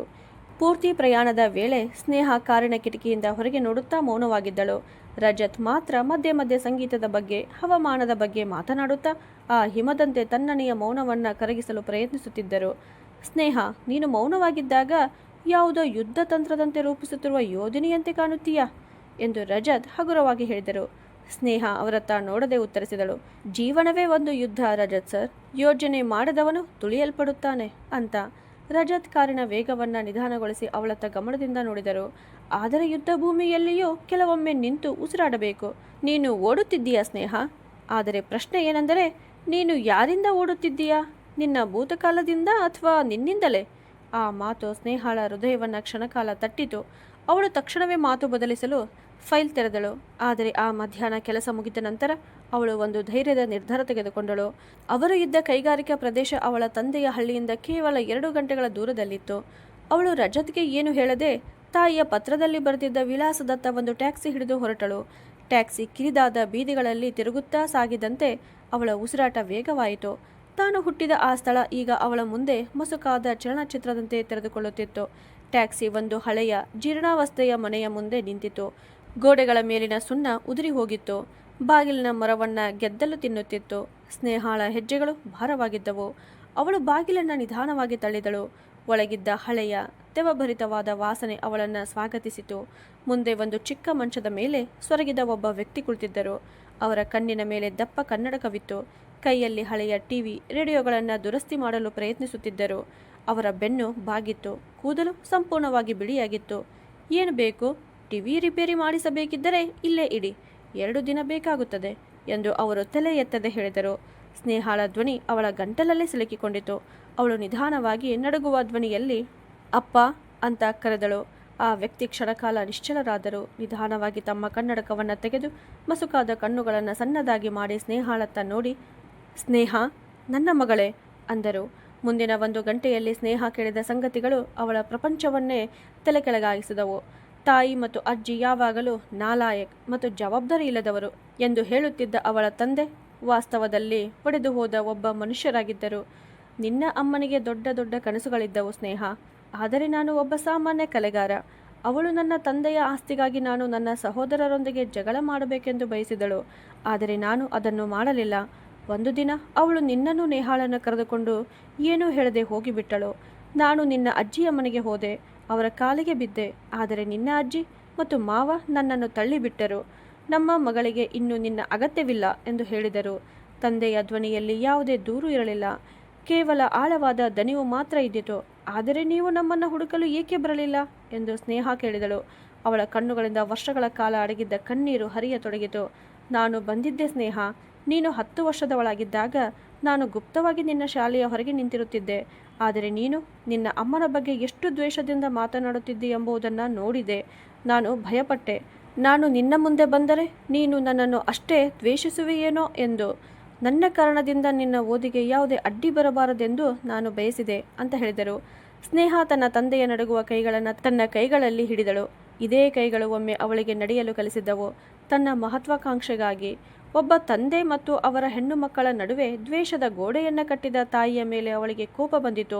ಆ ರಾತ್ರಿ ನಗರಕ್ಕೆ ಮರಳಿದಾಗ ಸ್ನೇಹ ಬದಲಾಗಿದ್ದಳು. ಅವಳು ನೇಹಾಳಿಗೆ ಎಲ್ಲವನ್ನ ಹೇಳಿದಳು. ಆ ರಾತ್ರಿ ಇಬ್ಬರು ಸಹೋದರಿಯರು ಒಬ್ಬರನ್ನೊಬ್ಬರು ಅಪ್ಪಿಕೊಂಡು ತುಂಬ ಅತ್ತರು. ಈಗ ಅವಳಿಗೆ ಸ್ಪಷ್ಟವಾಗಿತ್ತು, ತಾಯಿ ಕೇವಲ ಕಠಿಣಳಲ್ಲ, ಅವರು ವಂಚಕಿಯೂ ಆಗಿದ್ದರು. ತಮ್ಮ 2ನೆಯ ಮದುವೆಯನ್ನು ಸಮರ್ಥಿಸಿಕೊಳ್ಳಲು ಅವರು ಒಬ್ಬ ಸಜ್ಜನನನ್ನು ಲೋಕದ ಕಣ್ಣಿನಲ್ಲಿ ಖಳನಾಯಕನನ್ನಾಗಿ ಮಾಡಿದ್ದರು ಅಂತ. ಮರುದಿನ ಕಚೇರಿಯಲ್ಲಿ ಸ್ನೇಹ ರಜತರನ್ನ ಕಂಡಳು. ರಜತ್ ಅವಳ ಕ್ಯಾಬಿನ್ಗೆ ಬಂದು ಒಂದು ಕಪ್ ಕಾಫಿಯನ್ನು ಅವಳ ಮೇಜಿನ ಮೇಲೆ ಇಟ್ಟರು. ನಿನ್ನೆ ನೀನು ಎಲ್ಲಿಗೋ ಹೋಗಿದ್ದೆ. ಅಲ್ಲಿ ನೀನು ಏನನ್ನೋ ಬಿಟ್ಟು ಬಂದಿದ್ದೀಯಾ ಮತ್ತು ಏನನ್ನೋ ಪಡೆದುಕೊಂಡು ಬಂದಿದ್ದೀಯಾ. ನಿನ್ನ ಕಣ್ಣುಗಳಲ್ಲಿದ್ದ ಆ ಹಿಮದಂತಹ ಕಠಿಣತೆ ಈಗ ಸ್ವಲ್ಪ ಕರಗಿದಂತೆ ಕಾಣುತ್ತಿದೆ ಎಂದು ಅವರು ಶಾಂತವಾಗಿ ಹೇಳಿದರು. ಸ್ನೇಹ ಕಾಫಿಯ ಒಂದು ಸಿಪ್ ತೆಗೆದುಕೊಂಡು ಕಿಟಕಿಯ ಹೊರಗಿನ ಆಕಾಶದತ್ತ ನೋಡುತ್ತಾ, ನಾನು ಒಂದು ಸುಳ್ಳನ್ನು ಹೂತು ಬಿಟ್ಟಿದ್ದೇನೆ ರಜತ್ ಸರ್. ಈಗ ನಾನು ಹೊಸ ಸತ್ಯದೊಂದಿಗೆ ಬದುಕಲು ಬಯಸುತ್ತೇನೆ. ಅವಳು ಒಂದು ದೃಢ ನಿರ್ಧಾರ ಮಾಡಿಕೊಂಡಿದ್ದಳು. ತನ್ನ ತಂದೆಯನ್ನು ತನ್ನ ಜೀರ್ಣಾವಸ್ಥೆಯ ಮನೆಯಲ್ಲಿ ಇನ್ನೂ ಇರಲು ಅವಳು ಎಂದಿಗೂ ಬಿಡುವುದಿಲ್ಲ ಅಂತ. ಅವಳು ತನ್ನ ತಂದೆಯನ್ನ ನಗರಕ್ಕೆ ಕರೆತಂದಳು. ಈಗ ಅವಳ ಕುಟುಂಬ ಮತ್ತೆ ಸಂಪೂರ್ಣವಾಗಿತ್ತು. ಆದರೆ ಇದೇ ಸಮಯದಲ್ಲಿ ನೇಹಾಳ ಜೀವನದಲ್ಲಿ ಒಂದು ಹೊಸ ತಿರುವು ಬರಲಿತ್ತು. ನೇಹಾ ತುಂಬಾ ಚೆನ್ನಾಗಿ ಹಾಡುತ್ತಿದ್ದಳು. ಓದಿನ ಜೊತೆಗೆ ಅವಳು ಹಾಡುಗಳನ್ನು ಬರೆಯುತ್ತಲೂ ಹಾಡುತ್ತಲೂ ಇದ್ದಳು. ಹಠಾತ್ತನೆ ರಾಜ್ಯ ಮಟ್ಟದ ಸಂಗೀತ ಸ್ಪರ್ಧೆಯಲ್ಲಿ ಭಾಗವಹಿಸುವ ಅವಕಾಶ ಅವಳಿಗೆ ದೊರೆಯಿತು. ಆ ಸ್ಪರ್ಧೆಗೆ ಮುಖ್ಯ ತೀರ್ಪುಗಾರರಾಗಿ ಬರಲಿದ್ದ ಒಬ್ಬರ ಹೆಸರು ಕೇಳುತ್ತಿದ್ದಂತೆಯೇ ಸ್ನೇಹಾಳ ಹಳೆಯ ಗಾಯಗಳು ಮತ್ತೆ ಹಸಿಯಾಗತೊಡಗಿದವು. ಆ ಹೆಸರು ಸುಮಾ ಖನ್ಹಾ. ಅವಳ ತಾಯಿ. ನಗರದ ಆ ಭವ್ಯ ಆಡಿಟೋರಿಯಂ ಬೆಳಕಿನಿಂದ ಕಂಗೊಳಿಸುತ್ತಿತ್ತು. ಸುರಸಂಗಮ ಎಂಬ ರಾಜ್ಯ ಮಟ್ಟದ ಸಂಗೀತ ಸ್ಪರ್ಧೆಯ ಅಂತಿಮ ಸುತ್ತು ನಡೆಯುತ್ತಿತ್ತು. ಸ್ನೇಹಾ ಮೊದಲ ಸಾಲಿನಲ್ಲಿ ಕುಳಿತಿದ್ದಳು. ಅವಳ ಕೈಗಳು ತಣ್ಣಗಾಗಿದ್ದವು. ಅವಳ ಪಕ್ಕದಲ್ಲಿದ್ದ ನೇಹಾಳ ಮುಖದಲ್ಲಿ ಆತಂಕ ಸ್ಪಷ್ಟವಾಗಿತ್ತು. ಅವಳು ಮತ್ತೆ ಮತ್ತೆ ತನ್ನ ಬೆರಳುಗಳನ್ನು ಮುರಿಯುತ್ತಾ ಕುಳಿತಿದ್ದಳು. ಅಕ್ಕ, ನಾನು ಚೆನ್ನಾಗಿ ಹಾಡಬಲ್ಲೆನಾ ಎಂದು ನೇಹಾ ನಿಧಾನವಾಗಿ ಕೇಳಿದಳು. ಸ್ನೇಹ ಅವಳ ಕೈಯನ್ನು ಬಿಗಿಯಾಗಿ ಹಿಡಿದು, ನೀನು ಕೇವಲ ಹಾಡುವುದಿಲ್ಲ ನೇಹಾ, ಇಂದು ನಮ್ಮ ಬಾಲ್ಯದಲ್ಲಿ ನಾವು ಒಂಟಿಯಾಗಿ ನುಂಗಿದ್ದ ಪ್ರತಿಯೊಂದು ನೋವಿಗೂ ಉತ್ತರ ನೀಡುವೆ. ನೆನಪಿರಲಿ, ನಿನ್ನ ಸ್ವರವೇ ನಿನ್ನ ಶಕ್ತಿ ಅಂದಳು. ಅಷ್ಟರಲ್ಲಿ ವೇದಿಕೆಯಿಂದ ಘೋಷಣೆ ಕೇಳಿಸಿತು. ಇಂದಿನ ನಮ್ಮ ಮುಖ್ಯ ತೀರ್ಪುಗಾರರಲ್ಲಿ ವಿಶೇಷ ಅತಿಥಿಯಾಗಿ ಖ್ಯಾತ ಸಮಾಜ ಸೇವಕಿ ಶ್ರೀಮತಿ ಸುಮಾ ಖನ್ಹಾ ಆಗಮಿಸಿದ್ದಾರೆ ಅಂತ. ಸಭಾಂಗಣ ಚಪ್ಪಾಳೆಗಳ ಗದ್ದಲದಿಂದ ಮೊಳಗಿತು. ಸ್ನೇಹಾಳ ದೇಹ ಕ್ಷಣಕಾಲ ಕಲ್ಲಿನಂತಾಯಿತು. ಅವಳು ನಿಧಾನವಾಗಿ ತಲೆಯನ್ನ ಎತ್ತಿ ವೇದಿಕೆಯತ್ತ ನೋಡಿದಳು. ರೇಷ್ಮೆ ಸೀರೆ, ಅಚ್ಚುಕಟ್ಟಾಗಿ ಕಟ್ಟಿದ್ದ ಕೂದಲು, ಮುಖದ ಮೇಲೆ ಅದೇ ಕೃತಕ ಶಾಂತಿಯ ಮುಖವಾಡ. ಹೌದು, ಅವಳೇ. ಸ್ನೇಹಾಳಿಗೆ ಕ್ಷಣಕಾಲ ಗಾಳಿಯಲ್ಲಿನ ಆಮ್ಲಜನಕವೇ ಕಡಿಮೆಯಾದಂತೆ ಅನಿಸಿತು. ಅಷ್ಟರಲ್ಲಿ ನೇಹಾಳ ಹೆಸರನ್ನ ಕರೆಯಲಾಯಿತು. ಅವಳು ವೇದಿಕೆಯ ಮೇಲೆ ನಡೆಯುತ್ತಾ ಹೋದಳು. ತಂಬೂರಿಯ ನಾದ ಮೊಳಗುತ್ತಿದ್ದಂತೆಯೇ ನೇಹಾ ಹಾಡು ಆರಂಭಿಸಿದಳು. ಆಕೆಯ ಧ್ವನಿ ಕೇಳುತ್ತಿದ್ದಂತೆಯೇ ಇಡೀ ಸಭಾಂಗಣ ಮಂತ್ರಮುಗ್ಧವಾಯಿತು. ಅವಳು ಆಯ್ಕೆ ಮಾಡಿಕೊಂಡಿದ್ದ ಹಾಡು ತಾಯಿಯ ಮಮತೆ ಮತ್ತು ವಿಯೋಗದ ನೋವನ್ನ ಹೇಳುವ ಒಂದು ವಿರಹ ಗೀತೆ ಆಗಿತ್ತು. ಸ್ವರಗಳು ಒಂದೊಂದಾಗಿ ಎತ್ತರಕ್ಕೇರುತ್ತಿದ್ದಂತೆಯೇ ಸ್ನೇಹಾಳ ದೃಷ್ಟಿ ತೀರ್ಪುಗಾರರ ಕುರ್ಚಿಯಲ್ಲಿ ಕುಳಿತಿದ್ದ ಸುಮಾಳ ಮೇಲೆಯೇ ನೆಟ್ಟಿತ್ತು. ಸುಮಾಳ ಮುಖದ ಭಾವನೆಗಳು ಕ್ಷಣ ಕ್ಷಣಕ್ಕೂ ಬದಲಾಗುತ್ತಿದ್ದವು. ಮೊದಲು ಆಶ್ಚರ್ಯ, ನಂತರ ಗುರುತಿನ ಮಿಂಚು, ಕೊನೆಗೆ ಆಳವಾದ ಪಶ್ಚಾತ್ತಾಪ. ಅವರು ತಮ್ಮ ಸೀರೆಯ ಸೆರಗಿನಿಂದ ಕಣ್ಣಂಚಿನ ಕಣ್ಣೀರನ್ನು ನಿಧಾನವಾಗಿ ಒರೆಸಿಕೊಂಡರು. ವೇದಿಕೆಯ ಮೇಲೆ ನಿಂತಿದ್ದ ಆ ಹುಡುಗಿ ಬೇರೆ ಯಾರೂ ಆಗಿರಲಿಲ್ಲ. ವರ್ಷಗಳ ಹಿಂದೆ ಒಂದು ಹಳೆಯ ಮನೆಯಲ್ಲಿ ಬಿಟ್ಟು ಹೋದ ತನ್ನದೇ ಮಗಳು ಎಂಬುದು ಸುಮಾಳಿಗೆ ಅರ್ಥವಾಗಿತ್ತು. ಅಷ್ಟರಲ್ಲಿ ಸ್ನೇಹಾಳ ಪಕ್ಕದ ಖಾಲಿ ಕುರ್ಚಿಯಲ್ಲಿ ಯಾರೋ ಬಂದು ಕುಳಿತರು. ಅವಳು ತಿರುಗಿ ನೋಡಿದಳು. ರಜತ್. ಉಸಿರಾಡು ಸ್ನೇಹ, ನೀನು ಇಲ್ಲಿ ಅವಳನ್ನ ಸೋಲಿಸಲು ಬಂದಿಲ್ಲ, ನಿನ್ನ ಗೆಲುವನ್ನು ಆಚರಿಸಲು ಬಂದಿದ್ದೀಯಾ ಅಂತ ಅವರು ನಿಧಾನವಾಗಿ ಹೇಳಿದರು. ಸ್ನೇಹ ಏನೂ ಹೇಳಲಿಲ್ಲ. ಆದರೆ ರಜತ್ ಅವರ ಉಪಸ್ಥಿತಿ ಅವಳಿಗೆ ಒಂದು ಕಾಣದ ಆಧಾರವನ್ನು ನೀಡಿತು. ಸ್ಪರ್ಧೆ ಮುಗಿಯಿತು. ನೇಹಾ ಪ್ರಥಮ ಬಹುಮಾನ ಗೆದ್ದಳು. ಕಾರ್ಯಕ್ರಮ ಮುಗಿದ ತಕ್ಷಣ ಒಬ್ಬ ಸ್ವಯಂ ಸೇವಕ ಸ್ನೇಹಾಳ ಬಳಿ ಬಂದು ಹೇಳಿದ, ಮೇಡಮ್, ನೀವು ಮತ್ತು ನಿಮ್ಮ ತಂಗಿಯನ್ನ ಗ್ರೀನ್ ರೂಮ್ನಲ್ಲಿ ಭೇಟಿ ಮಾಡಲು ಯಾರೋ ಬಯಸುತ್ತಿದ್ದಾರೆ ಅಂತ. ಕ್ಷಣಕಾಲ ಸ್ನೇಹಾಳ ಮನಸ್ಸಿನ ಒಳಗೆ ದ್ವಂದ್ವ ಮೂಡಿತು. ಓಡಿ ಹೋಗಲೋ ಎದುರಿಸೋಣವೋ ಅಂತ. ಅವಳು ನೇಹಾಳತ್ತ ನೋಡಿದಳು. ನೇಹಾಳ ಕಣ್ಣಲ್ಲಿ ಭಯ ಮತ್ತು ಕುತೂಹಲ ಎರಡೂ ಕಾಣಿಸುತ್ತಿದ್ದವು. ಬಾ ನೇಹಾ, ಇಂದು ಲೆಕ್ಕ ಚುಕ್ತ ಮಾಡುವ ದಿನ ಬಂದಿದೆ ಎಂದು ಸ್ನೇಹ ದೃಢವಾಗಿ ಹೇಳಿದಳು. ಗ್ರೀನ್ ರೂಮ್ನ ಭಾರವಾದ ಬಾಗಿಲಿನ ಹಿಂದೆ ಸುಮಾ ಒಬ್ಬರೇ ಕುಳಿತಿದ್ದರು. ಅವರ ಮುಂದೆ ಇಟ್ಟಿದ್ದ ಹೂಗುಚ್ಛವು ಅವರಿಗೆ ಈಗ ಭಾರವಾಗಿ ಕಾಣುತ್ತಿತ್ತು. ಸ್ನೇಹ ಮತ್ತು ನೇಹಾ ಒಳಗೆ ಬಂದ ತಕ್ಷಣ ಸುಮಾ ತಕ್ಷಣ ಎದ್ದು ನಿಂತರು. ಸ್ನೇಹ, ನೇಹಾ, ಅವರ ಧ್ವನಿ ನಡುಗುತ್ತಿತ್ತು. ಅವರು ಇಬ್ಬರನ್ನ ಅಪ್ಪಿಕೊಳ್ಳಲು ಮುಂದೆ ಬಂದರು. ಆದರೆ ಸ್ನೇಹ ಒಂದು ಹೆಜ್ಜೆ ಹಿಂದೆ ಸರಿದಳು. ಅಭಿನಂದನೆ ಹೇಳಿದ್ದಕ್ಕೆ ಧನ್ಯವಾದಗಳು ಶ್ರೀಮತಿ ಖನ್ಹಾ, ಆದರೆ ಔಪಚಾರಿಕತೆಗಳನ್ನು ಬಿಡೋಣ. ಅವಳ ಧ್ವನಿ ಹಿಮದಷ್ಟು ತಣ್ಣಗಿತ್ತು. ಮಗಳೇ, ನಾನು ನನ್ನ ಕಣ್ಣುಗಳನ್ನೇ ನಂಬಲು ಆಗುತ್ತಿಲ್ಲ. ನೀವು ಇಬ್ಬರು ಎಷ್ಟು ದೊಡ್ಡವರಾಗಿದ್ದೀರಿ. ನೇಹಾ ಅದ್ಭುತವಾಗಿ ಹಾಡಿದಳು. ಸಂಗೀತ ಅವಳಿಗೆ ನನ್ನ ರಕ್ತದಿಂದ ಬಂದದ್ದು ಅಂತ ಸುಮಾ ತಾಯಿಯ ಹಕ್ಕನ್ನು ತೋರಿಸಲು ಪ್ರಯತ್ನಿಸಿದರು. ಸ್ನೇಹ ಕಟುವಾಗಿ ನಕ್ಕಳು. ನಿಮ್ಮ ರಕ್ತದ ಸಂಗೀತವೇ? ನೇಹಾಳ ನರಗಳಲ್ಲಿ ಹರಿಯುವುದು ನಿಮ್ಮ ಸಂಗೀತವಲ್ಲ ಅಮ್ಮ. ನೀವು ಬೆಂಗಳೂರಿನ ಯಾವುದೋ ಬಂಗಲೆಯಲ್ಲಿ ನಿಮ್ಮ ಹೊಸ ಮಗನಿಗೆ ಜೋಗುಳ ಹಾಡುತ್ತಿದ್ದಾಗ ಅವಳು ಅನುಭವಿಸಿದ ಹೋರಾಟ. ಸಂಗೀತ ಅವಳಿಗೆ ಯಾರೂ ಪರಂಪರೆಯಾಗಿ ಕೊಟ್ಟಿಲ್ಲ. ಅವಳು ಅದನ್ನು ತನ್ನ ಏಕಾಂತದಲ್ಲಿ ಕಂಡುಕೊಂಡಿದ್ದಾಳೆ ಅಂತ ಹೇಳಿದಾಗ ಸುಮಾಳ ಮುಖದ ಬಣ್ಣ ಕ್ಷಣಾರ್ಧದಲ್ಲಿ ಬದಲಾಯಿತು. ಸ್ನೇಹ, ನಿನಗೆ ನಾನು ಯಾವ ಪರಿಸ್ಥಿತಿಯಲ್ಲಿ ಆ ನಿರ್ಧಾರ ತೆಗೆದುಕೊಂಡೆ ಎಂಬುದು ತಿಳಿದಿಲ್ಲ. ನಾನು ನಿಮಗೆ ಉತ್ತಮ ಭವಿಷ್ಯ ಕೊಡಲು ಬಯಸಿದ್ದೆ ಅಂತ ಸುಮಾ ಹೇಳುವಷ್ಟರಲ್ಲಿ, ಉತ್ತಮ ಭವಿಷ್ಯವೇ? ಸ್ನೇಹ ತನ್ನ ಬ್ಯಾಗಿನಿಂದ ತಂದೆಯ ಮನೆಯಲ್ಲಿ ಸಿಕ್ಕಿದ್ದ ಆ ಹಳೆಯ ಛಾಯಾಚಿತ್ರವನ್ನು ತೆಗೆದು ಸುಮಾಳ ಮುಂದೆ ಇಟ್ಟಳು. ನೀವು ನಮ್ಮ ತಂದೆಯನ್ನ ನಿಷ್ಪ್ರಯೋಜಕ ಎಂದು ಕರೆದಿರಿ. ಅವರು ನಮ್ಮನ್ನು ಪ್ರೀತಿಸುವುದಿಲ್ಲ ಎಂದು ನಮಗೆ ಸುಳ್ಳು ಹೇಳಿದಿರಿ. ಆದರೆ ಸತ್ಯವೇನೆಂದರೆ ನಿಮ್ಮ ಐಷಾರಾಮಿಗಾಗಿ ಒಬ್ಬ ನಿರಪರಾಧಿಯ ಜೀವನವನ್ನು ನೀವು ಹಾಳು ಮಾಡಿದಿರಿ. ಇಂದಿಗೂ ಅವರು ಆ ಜೀರ್ಣ ಮನೆಯಲ್ಲಿ ಹಳೆಯ ರೇಡಿಯೋ ಟಿವಿಗಳನ್ನು ರಿಪೇರಿ ಮಾಡಿ ಜೀವನ ಸಾಗಿಸುತ್ತಿದ್ದಾರೆ. ನಿಮ್ಮ ನೆನಪುಗಳ ಧೂಳನ್ನು ತೂಗುತ್ತಾ ಬದುಕುತ್ತಿದ್ದಾರೆ ಅಂತ ಹೇಳಿದಾಗ ಸುಮಾ ತಲೆ ತಗ್ಗಿಸಿದರು. ಅವರು ಬಿಕ್ಕಿ ಬಿಕ್ಕಿ ಅತ್ತಳು. ಖನ್ನಾ ಸರ್ ನನ್ನನ್ನು ಒತ್ತಾಯಿಸಿದ್ದರು. ನಾನು ನಿಮ್ಮೊಂದಿಗೆ ಸಂಬಂಧ ಇಟ್ಟುಕೊಂಡರೆ ಅವರು ನನ್ನನ್ನು ಬಿಟ್ಟು ಬಿಡುತ್ತೇನೆ ಎಂಬ ಹೆದರಿಕೆಯನ್ನು ಹಾಕಿದ್ದರು ಅಂತ ಹೇಳಿದಳು. ಹಾಗಾಗಿ ನೀವು ನಮ್ಮನ್ನು ಬಿಟ್ಟು ಬಿಡುವುದೇ ಉತ್ತಮ ಎಂದು ಆಯ್ಕೆ ಮಾಡಿಕೊಂಡಿರಿ ಎಂದು ಸ್ನೇಹ ಕಠಿಣವಾಗಿ ಹೇಳಿ ಮತ್ತೆ ಮುಂದುವರಿಸಿ, ಶ್ರೀಮತಿ ಖನ್ನಾ, ನಿಮ್ಮ ಅನಿವಾರ್ಯತೆ ನಿಮ್ಮ ಆಯ್ಕೆಯಾಗಿತ್ತು. ಇಂದು ನಮ್ಮ ಬಳಿ ಎಲ್ಲವೂ ಇದೆ, ಹಣ, ಗೌರವ ಮತ್ತು ಮುಖ್ಯವಾಗಿ ನಮ್ಮ ತಂದೆಯ ಪ್ರೀತಿ. ನಾವು ಅವರನ್ನು ನಮ್ಮ ಜೊತೆಗೆ ಕರೆತಂದಿದ್ದೇವೆ. ಈಗ ನಮ್ಮ ಜೀವನದಲ್ಲಿ ಕಂತುಗಳಲ್ಲಿ ಬರುವ ನಿಮ್ಮ ಮಮತೆ ಯಾವುದೇ ಸ್ಥಾನವಿಲ್ಲ ಅಂತ ಹೇಳಿ ನೇಹಾಳ ಕೈ ಹಿಡಿದು ತಿರುಗಿದಳು. ಗ್ರೀನ್ ರೂಮ್ನಿಂದ ಹೊರಬಂದ ತಕ್ಷಣ ಅವಳ ಕಾಲುಗಳು ತತ್ತರಿಸಿದವು. ವರ್ಷಗಳ ಕಾಲ ಮನಸ್ಸಿನಲ್ಲಿ ಜಮೆಯಾಗಿದ್ದ ಹೊರೆ ಹೊರಬಂದಿತ್ತು. ಆದರೂ ಒಂದು ವಿಚಿತ್ರ ಖಾಲಿತನ ಇನ್ನೂ ಉಳಿದಿತ್ತು. ಹೊರಗೆ ರಜತ್ ನಿಂತಿದ್ದರು. ಅವಳು ತಡಬಡಿಸಿದಾಗ ಅವರು ಅವಳನ್ನು ಹಿಡಿದುಕೊಂಡರು. ಆಯಿತೆ ಎಂದು ಅವರು ಮೃದುವಾಗಿ ಕೇಳಿದರು. ಸ್ನೇಹ ಅವರ ಅಂಗಿಯ ಅಂಚನ ಬಿಗಿಯಾಗಿ ಹಿಡಿದುಕೊಂಡಳು. ಆಯಿತು ರಜತ್ ಸರ್, ಇಂದು ನಾನು ನನ್ನ ತಾಯಿಯನ್ನು ನನ್ನೊಳಗಿಂದ ಸದಾಕಾಲಕ್ಕೆ ಬಿಡಿಸಿಕೊಂಡೆ ಅಂತ ಹೇಳಿ ಅವಳು ಅವರ ಭುಜದ ಮೇಲೆ ತಲೆಗಿಟ್ಟು ಮೌನವಾಗಿ ಅತ್ತಳು. ಆ ರಾತ್ರಿ ಸ್ನೇಹ ಒಂದು ಸತ್ಯವನ್ನು ಅರಿತುಕೊಂಡಳು. ಪ್ರತೀಕಾರದಲ್ಲಿ ಸಂತೋಷವಿಲ್ಲ, ಆದರೆ ಸತ್ಯವನ್ನು ಎದುರಿಸಿದಾಗ ಮನಸ್ಸಿಗೆ ಒಂದು ವಿಚಿತ್ರವಾದ ಶಾಂತಿ ದೊರೆಯುತ್ತದೆ ಅಂತ. ಈಗ ಅವಳ ಮುಂದೆ ಒಂದು ಹೊಸ ಜೀವನವಿತ್ತು. ಅಲ್ಲಿ ರಜತ್ನ ಪ್ರೀತಿ, ತಂದೆಯ ನೆರಳು ಮತ್ತು ಕುಟುಂಬದ ನಿಜವಾದ ಉಷ್ಣತೆ ಅವಳನ್ನು ಎದುರು ನೋಡುತ್ತಿತ್ತು. ಗ್ರೀನ್ ರೂಮ್ನ ಆ ಭಾವನಾತ್ಮಕ ಮುಖಾಮುಖಿಯ ನಂತರ ಅವಳೊಳಗೆ ಏನೋ ಒಡೆದು ಹೋಗಿತ್ತು, ಅಥವಾ ಬಹುಶಃ ಹೊಸದೊಂದು ರೂಪುಗೊಂಡಿತ್ತು. ತಿಂಗಳುಗಳ ಕಾಲ ಅವಳು ತನ್ನನ್ನು ಕೆಲಸದ ಕಡತಗಳು ಮತ್ತು ಅಂಕಿಅಂಶಗಳ ಹಿಂದೆ ಅಡಗಿಸಿಕೊಂಡಳು. ಆದರೆ ರಾತ್ರಿಯ ಮೌನದಲ್ಲಿ ಸುಮಾ ಖನ್ನಾ ಅವರ ಕಣ್ಣೀರು ಅವಳ ಮುಚ್ಚಿದ ಕಣ್ಣುಗಳ ಹಿಂದೆ ಮತ್ತೆ ಮತ್ತೆ ತೇಲಿ ಬರುತ್ತಿತ್ತು. ವರ್ಷಗಳ ಕಾಲ ಅವಳು ಪೋಷಿಸಿದ್ದ ಆ ದ್ವೇಷ ಈಗ ಅವಳನ್ನೇ ಒಳಗಿನಿಂದ ಕೊರೆಯುತ್ತಿತ್ತು. ಸ್ನೇಹಳ ಅಪಾರ್ಟ್ಮೆಂಟ್ನಲ್ಲಿ ಈಗ ಒಂದು ಹೊಸ ಮೂಲೆ ಇತ್ತು. ಹಳೆಯ ರೇಡಿಯೋ, ಟಿವಿಗಳ ಭಾಗಗಳು ಮತ್ತು ತಂದೆಯ ನೆನಪುಗಳಿಂದ ತುಂಬಿದ ಒಂದು ಚಿಕ್ಕ ಜಗತ್ತು. ಅವಳು ಆ ಹಾಳು ಮನೆಯಿಂದ ಕರೆತಂದಿದ್ದ ತನ್ನ ತಂದೆ ನಿಧಾನವಾಗಿ ನಗರದ ಹೊಳಪಿಗೆ ಹೊಂದಿಕೊಳ್ಳುತ್ತಿದ್ದರು. ಆದರೂ ಅವರ ಕಣ್ಣುಗಳು ಕೆಲವೊಮ್ಮೆ ಇನ್ನೂ ಶೂನ್ಯವನ್ನ ನೆಟ್ಟಿಗೆ ನೋಡುತ್ತಲೇ ಇರುತ್ತಿದ್ದವು. ಆದರೆ ಪ್ರತಿ ಸಂಜೆ ನೇಹ ರಿಹರ್ಸಲ್ ಮಾಡುತ್ತಿದ್ದಾಗ ಅವರ ಮುಖದಲ್ಲಿ ಮೂಡುವ ತೃಪ್ತಿ ಯಾವ ಐಶ್ವರ್ಯಕ್ಕೂ ಸಿಗದ ಅಮೂಲ್ಯವಾದದ್ದು. ಒಂದು ಸಂಜೆ ಚಹಾ ಕುಡಿಯುತ್ತಾ ತಂದೆ ನಿಧಾನವಾಗಿ ಹೇಳಿದರು, ಸ್ನೇಹ ಮಗಳೇ, ಇಷ್ಟು ಕಠಿಣವಾಗಿರಬೇಡ. ನಿನ್ನ ತಾಯಿ ಮಾಡಿದುದು ಅವಳ ಪಾಪ. ಆದರೆ ಅದನ್ನು ಮನಸ್ಸಿನಲ್ಲಿ ಹೊತ್ತುಕೊಂಡು ನಿನ್ನ ಯೌವನವನ್ನು ಏಕೆ ಕತ್ತಲಗೊಳಿಸುತ್ತೀಯಾ ಅಂತ. ಸ್ನೇಹ ಕಿಟಕಿಯ ಹೊರಗೆ ಹೊಳೆಯುತ್ತಿದ್ದ ನಗರದ ಬೆಳಕನ್ನು ನೋಡುತ್ತಾ, ಅಪ್ಪ, ಕೆಲವು ಗಾಯಗಳು ಗುಣವಾಗುತ್ತವೆ, ಆದರೆ ಋತು ಬದಲಾದಾಗ ಮತ್ತೆ ನೋವು ಕೊಡುತ್ತವೆ. ನಾನು ಅವರನ್ನು ಕ್ಷಮಿಸಲು ಸಾಧ್ಯವಿಲ್ಲ, ಏಕೆಂದರೆ ಅವರು ನಮ್ಮ ಬಾಲ್ಯವನ್ನೇ ಕಸಿದುಕೊಂಡರು ಅಂತ ಹೇಳಿದಳು.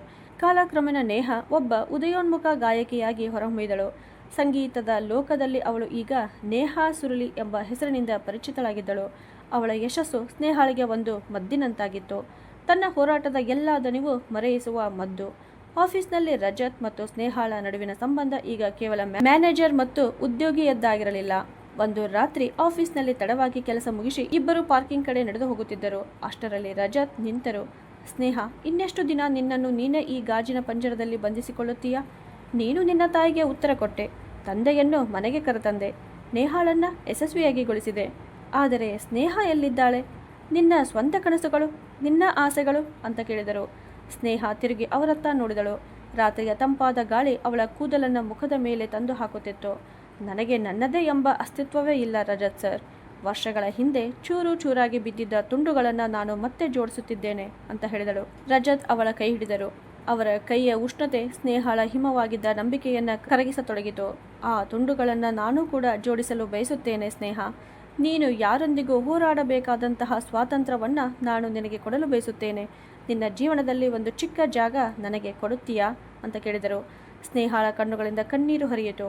ಮೊದಲ ಬಾರಿಗೆ ಅವಳು ತನ್ನ ಸುತ್ತ ಕಟ್ಟಿಕೊಂಡಿದ್ದ ಗೋಡೆಗಳನ್ನು ಕೆಡವಿದಳು. ಅವಳು ರಜತ್ ಅವರ ಎದೆಯ ಮೇಲೆ ತಲೆಯಿಟ್ಟಳು.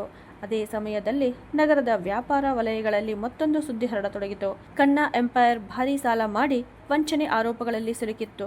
ಸುಮಾ ಅವರ ಪತಿ ಖನ್ನಾ ಸರ್ ದೊಡ್ಡ ಆರ್ಥಿಕ ಹಗರಣದಲ್ಲಿ ಸಿಕ್ಕಿಬಿದ್ದಿದ್ದರು. ಅವರ ಆಸ್ತಿ ಜಪ್ತಿಯಾಗುವ ಪರಿಸ್ಥಿತಿ ಎದುರಾಗಿತ್ತು. ಒಂದು ಬೆಳಗ್ಗೆ ಸ್ನೇಹಾಳ ಕಚೇರಿಯಲ್ಲಿ ನೇಹಾಳ ಫೋನ್ ಬಂದಿತು. ಸ್ನೇಹ ಅಕ್ಕ, ನಿನಗೆ ಗೊತ್ತಾ, ನಮ್ಮ ಮಲತಂದೆ ಹೃದಯಾಘಾತವಾಗಿ ಸಾವನ್ನಪ್ಪಿದ್ದಾರೆ. ನಮ್ಮ ತಾಯಿ ಈಗ ರಸ್ತೆಗೆ ಬಂದಿದ್ದಾರೆ. ಖನ್ನಾ ಸರ್ ಇಲ್ಲ, ಮತ್ತು ಯಾರಿಗಾಗಿ ನಮ್ಮ ತಾಯಿ ನಮ್ಮನ್ನು ಬಿಟ್ಟರೋ ಆ ಮಗ ಈಗ ಅಮೆರಿಕಕ್ಕೆ ಹೋಗಿಬಿಟ್ಟಿದ್ದಾನೆ. ಅಂತ ಹೇಳಿದಾಗ ಸ್ನೇಹಾಳ ಕೈ ನಡುಗಿತು. ವರ್ಷಗಳ ಕಾಲ ತಾನು ಕಾಯುತ್ತಿದ್ದ ಪ್ರತೀಕಾರದ ಕ್ಷಣ ಬಂದಿತ್ತು. ಆದರೆ ಅದರ ರುಚಿ ಸಿಹಿಯಾಗಿರಲಿಲ್ಲ, ಅದು ಕಹಿಯಾಗಿತ್ತು. ಐಷಾರಾಮಿ ಜೀವನಕ್ಕಾಗಿ ಪತಿಯ ಮೇಲೆ ಸುಳ್ಳು ಆರೋಪ ಮಾಡಿದ ತಾಯಿ, ಒಬ್ಬ ಮಗನಿಗಾಗಿ ತನ್ನ 2 ಹೆಣ್ಣು ಮಕ್ಕಳನ್ನು ತ್ಯಜಿಸಿದ ತಾಯಿ ಇಂದು ಅದೇ ಮಗನಿಂದ ಕಸದಂತೆ ತಿರಸ್ಕೃತಳಾಗಿದ್ದಳು. ಸ್ನೇಹ ಅಕ್ಕ, ನೀನು ಏನು ಮಾಡುತ್ತೀಯಾ ಎಂದು ನೇಹಾ ಕೇಳಿದಳು. ಸ್ನೇಹ ನಿಧಾನವಾಗಿ ಫೋನ್ ಇಳಿಸಿದಳು. ಅವಳ ಮುಂದೆ 2 ದಾರಿಗಳಿದ್ದವು. ಒಂದು, ಈ ಪರಿಸ್ಥಿತಿಯನ್ನು ನೋಡಿ ಸಂತೋಷಪಟ್ಟು ತನ್ನ ಗೆಲುವನ್ನು ಆಚರಿಸುವುದು. ಇನ್ನೊಂದು, ಈಗ ಕೇವಲ ಅಸಹಾಯಕರಾದ ಒಬ್ಬ ಮಹಿಳೆಯನ್ನ ನೋಡುವುದು. ಅವಳು ತಲೆ ಎತ್ತಿ ನೋಡಿದಳು. ಕಚೇರಿಯ ಹೊರಗಿನಿಂದ ರಜತ್ ಅವಳನ್ನು ಮೌನವಾಗಿ ಗಮನಿಸುತ್ತಿದ್ದರು. ರಜತ್ ಅವರ ಕಣ್ಣುಗಳಲ್ಲಿ ಒಂದು ಪ್ರಶ್ನೆ ಇದ್ದಿತು. ಸ್ನೇಹ ತನ್ನ ಬ್ಯಾಗ್ ತೆಗೆದುಕೊಂಡಳು. ರಜತ್ ಸರ್, ನಾನು ಹೋಗಬೇಕು. ಈ ಲೆಕ್ಕ ಇನ್ನು ಸಂಪೂರ್ಣವಾಗಿ ಚುಕ್ತ ಆಗಿಲ್ಲ ಅಂತ ಹೇಳಿದಳು. ನಗರದ ಹೊರವಲಯದಲ್ಲಿರುವ ಒಂದು ಕಿರಿದಾದ ಬಡಾವಣೆಯಲ್ಲಿ ಚರಂಡಿಯ ದುರ್ವಾಸನೆ ಮತ್ತು ಬಡತನದ ಮೌನ ಎಲ್ಲೆಡೆ ಆವರಿಸಿತ್ತು. ಅಲ್ಲಿ ಸ್ನೇಹಳ ಕಾರು ಒಂದು ವಿಚಿತ್ರ ದೃಶ್ಯವಾಗಿ ಕಾಣಿಸುತ್ತಿತ್ತು. ಕಪ್ಪು ಕನ್ನಡಕದ ಹಿಂದೆ ಅವಳು ತನ್ನ ಕಣ್ಣುಗಳನ್ನು ಮರೆ ಮಾಡಿದ್ದಳು. ಆದರೆ ಅವಳ ಮನಸ್ಸು ದೊಡ್ಡ ಅಲೆಗಳ ಸಮುದ್ರದಂತೆ ಅಶಾಂತವಾಗಿತ್ತು. ನೇಹಾ ತಿಳಿಸಿದಂತೆ ಸುಮಾ ಖನ್ನಾ ಈಗ ಇದೇ ಗಲ್ಲಿಯಲ್ಲಿರುವ ಒಂದು ಚಿಕ್ಕ ಕೊಠಡಿಯಲ್ಲಿ ಆಶ್ರಯ ಪಡೆದಿದ್ದರು. ಸ್ನೇಹ ಒಂದು ಜೀರ್ಣ ಕಟ್ಟಡದ 3ನೇ ಮಹಡಿಗೆ ಏರತೊಡಗಿದಳು. ಪ್ರತಿ ಮೆಟ್ಟಿಲು ಏರಿದಾಗಲೂ ತಾಯಿ ಮರಳಿ ಬರುವ ನಿರೀಕ್ಷೆಯಲ್ಲಿ ಕಾಯುತ್ತಿದ್ದ ತನ್ನ ಬಾಲ್ಯದ ಆ ಮೆಟ್ಟಿಲುಗಳು ಅವಳಿಗೆ ನೆನಪಾಗುತ್ತಿದ್ದವು. ಒಂದು ಚಿಕ್ಕ ಮರದ ಬಾಗಿಲಿನ ಮುಂದೆ ಅವಳು ನಿಂತಳು. ಒಳಗಿನಿಂದ ಕೆಮ್ಮಿನ ಶಬ್ದ ಕೇಳಿ ಬರುತ್ತಿತ್ತು. ಅವಳು ನಿಧಾನವಾಗಿ ಬಾಗಿಲು ತಳ್ಳಿದಳು. ಬಾಗಿಲು ತೆರೆದಿತು. ಒಳಗಿನ ದೃಶ್ಯ ನೋಡಿ ಅವಳ ಹೃದಯ ನಡುಗಿತು. ಒಮ್ಮೆ ವಜ್ರಾಭರಣ ಮತ್ತು ರೇಷ್ಮೆ ಬಟ್ಟೆಗಳಲ್ಲಿ ಮೆರೆಯುತ್ತಿದ್ದ ಆ ಮಹಿಳೆ ಇಂದು ಸರಳವಾದ ಹತ್ತಿಯ ಸೀರೆಯಲ್ಲಿ ನೆಲದ ಮೇಲೆ ಕುಳಿತು ಒಣ ರೊಟ್ಟಿಯನ್ನು ತುಂಡು ಮಾಡುತ್ತಿದ್ದರು. ಕೊಠಡಿಯಲ್ಲಿ ಒಂದು ಹಳೆಯ ಫ್ಯಾನ್ ಗದ್ದಲ ಮಾಡುತ್ತಿತ್ತು. ಒಂದು ಮೂಲೆಯಲ್ಲಿ ಅವರ ದಿವಂಗತ ಪತಿಯ ಚಿತ್ರ ಧೂಳಿನಿಂದ ಆವೃತವಾಗಿತ್ತು. ಯಾರು ಎಂದು ಸುಮಾ ಮಸುಕಾದ ಕಣ್ಣುಗಳಿಂದ ನೋಡಿದರು. ಸ್ನೇಹಾಳನ್ನ ನೋಡುತ್ತಿದ್ದಂತೆ ಅವರ ಕೈಯಲ್ಲಿದ್ದ ರೊಟ್ಟಿಯ ತುಂಡುಗಳು ಕೆಳಗೆ ಬಿದ್ದಿತು. ಅವರು ಗಾಬರಿಯಿಂದ ಎದ್ದು ನಿಲ್ಲಲು ಯತ್ನಿಸಿದರು. ಆದರೆ ದುರ್ಬಲತೆಯಿಂದ ಮತ್ತೆ ಕುಳಿತು ಬಿಟ್ಟರು. ನೀನು ಇಲ್ಲಿ ನನ್ನ ಸ್ಥಿತಿ ನೋಡಿ ಹಾಸ್ಯ ಮಾಡಲು ಬಂದೆಯಾ ಎಂದು ಅವರು ತಮ್ಮ ಸೀರೆಯ ಸರಗನ್ನು ಸರಿಪಡಿಸಿಕೊಳ್ಳುತ್ತಾ ಕೇಳಿದರು. ಅವರ ಧ್ವನಿಯಲ್ಲಿ ಈಗ ಅಹಂಕಾರ ಇರಲಿಲ್ಲ, ಕೇವಲ ಸೋಲಿನ ನಿಶಬ್ದತೆ ಮಾತ್ರ ಇದ್ದಿತು. ಸ್ನೇಹ ಕೊಠಡಿಯ ಮಧ್ಯದಲ್ಲಿ ನಿಂತೇ ಇದ್ದಳು. ಅವಳು ಸುತ್ತಮುತ್ತ ಒಮ್ಮೆ ನೋಡಿದಳು. ತಮಾಷೆ ನೋಡಬೇಕಾದ ಅಗತ್ಯ ಇಲ್ಲ ಅಮ್ಮ. ವಿಧಿಯೇ ಈಗಾಗಲೇ ಅತಿ ದೊಡ್ಡ ತಮಾಷೆ ಮಾಡಿದೆ. ಯಾರಿಗಾಗಿ ನೀವು ನಮ್ಮನ್ನು ಭಾರವೆಂದಿರಿ? ಯಾರಿಗಾಗಿ ನಮ್ಮ ತಂದೆಯ ಅಸ್ತಿತ್ವವನ್ನೇ ಅಳಿಸಿ ಹಾಕಿದಿರಿ? ಇಂದು ಅವರೇ ನಿಮ್ಮನ್ನು ಈ ಸ್ಥಿತಿಗೆ ತಂದು ಬಿಟ್ಟಿದ್ದಾರೆ ಅಂತ ಸ್ನೇಹ ಹೇಳಿದಾಗ ಸುಮಾ ಬಿಕ್ಕಿ ಬಿಕ್ಕಿ ಅಳತೊಡಗಿದಳು. ಅವಳು ಕಣ್ಣೀರು ಸುರಿಸುತ್ತಾ, ಸ್ನೇಹ, ನನ್ನ ಪಾಪಕ್ಕೆ ನನಗೆ ಶಿಕ್ಷೆ ಸಿಕ್ಕಿದೆ. ದೇವರು ನಾನು ನಿಮ್ಮನ್ನು ಬಿಟ್ಟ ಸ್ಥಳದಲ್ಲಿ ಇಂದು ನನ್ನನ್ನು ನಿಲ್ಲಿಸಿದ್ದಾನೆ ಅಂದಳು. ಸ್ನೇಹ ಅವರ ಬಳಿ ಬಂದು ಅವರ ಕಣ್ಣಲ್ಲಿ ಕಣ್ಣು ಹಾಕಿದಳು. ಇಲ್ಲ ಅಮ್ಮ, ದೇವರು ನಿಮ್ಮನ್ನು ಅಲ್ಲಿ ಬಿಟ್ಟಿಲ್ಲ. ಏಕೆಂದರೆ ನೀವು ನಮ್ಮನ್ನು ಬಿಟ್ಟಾಗ ನಮ್ಮ ಬಳಿ ಯಾರೂ ಇರಲಿಲ್ಲ. ಆದರೆ ಇಂದು ನಿಮ್ಮ ಬಳಿ ನಾನು ಇದ್ದೇನೆ ಅಂದಾಗ ಸುಮಾ ಆಶ್ಚರ್ಯದಿಂದ ಅವಳತ್ತ ನೋಡಿದಳು.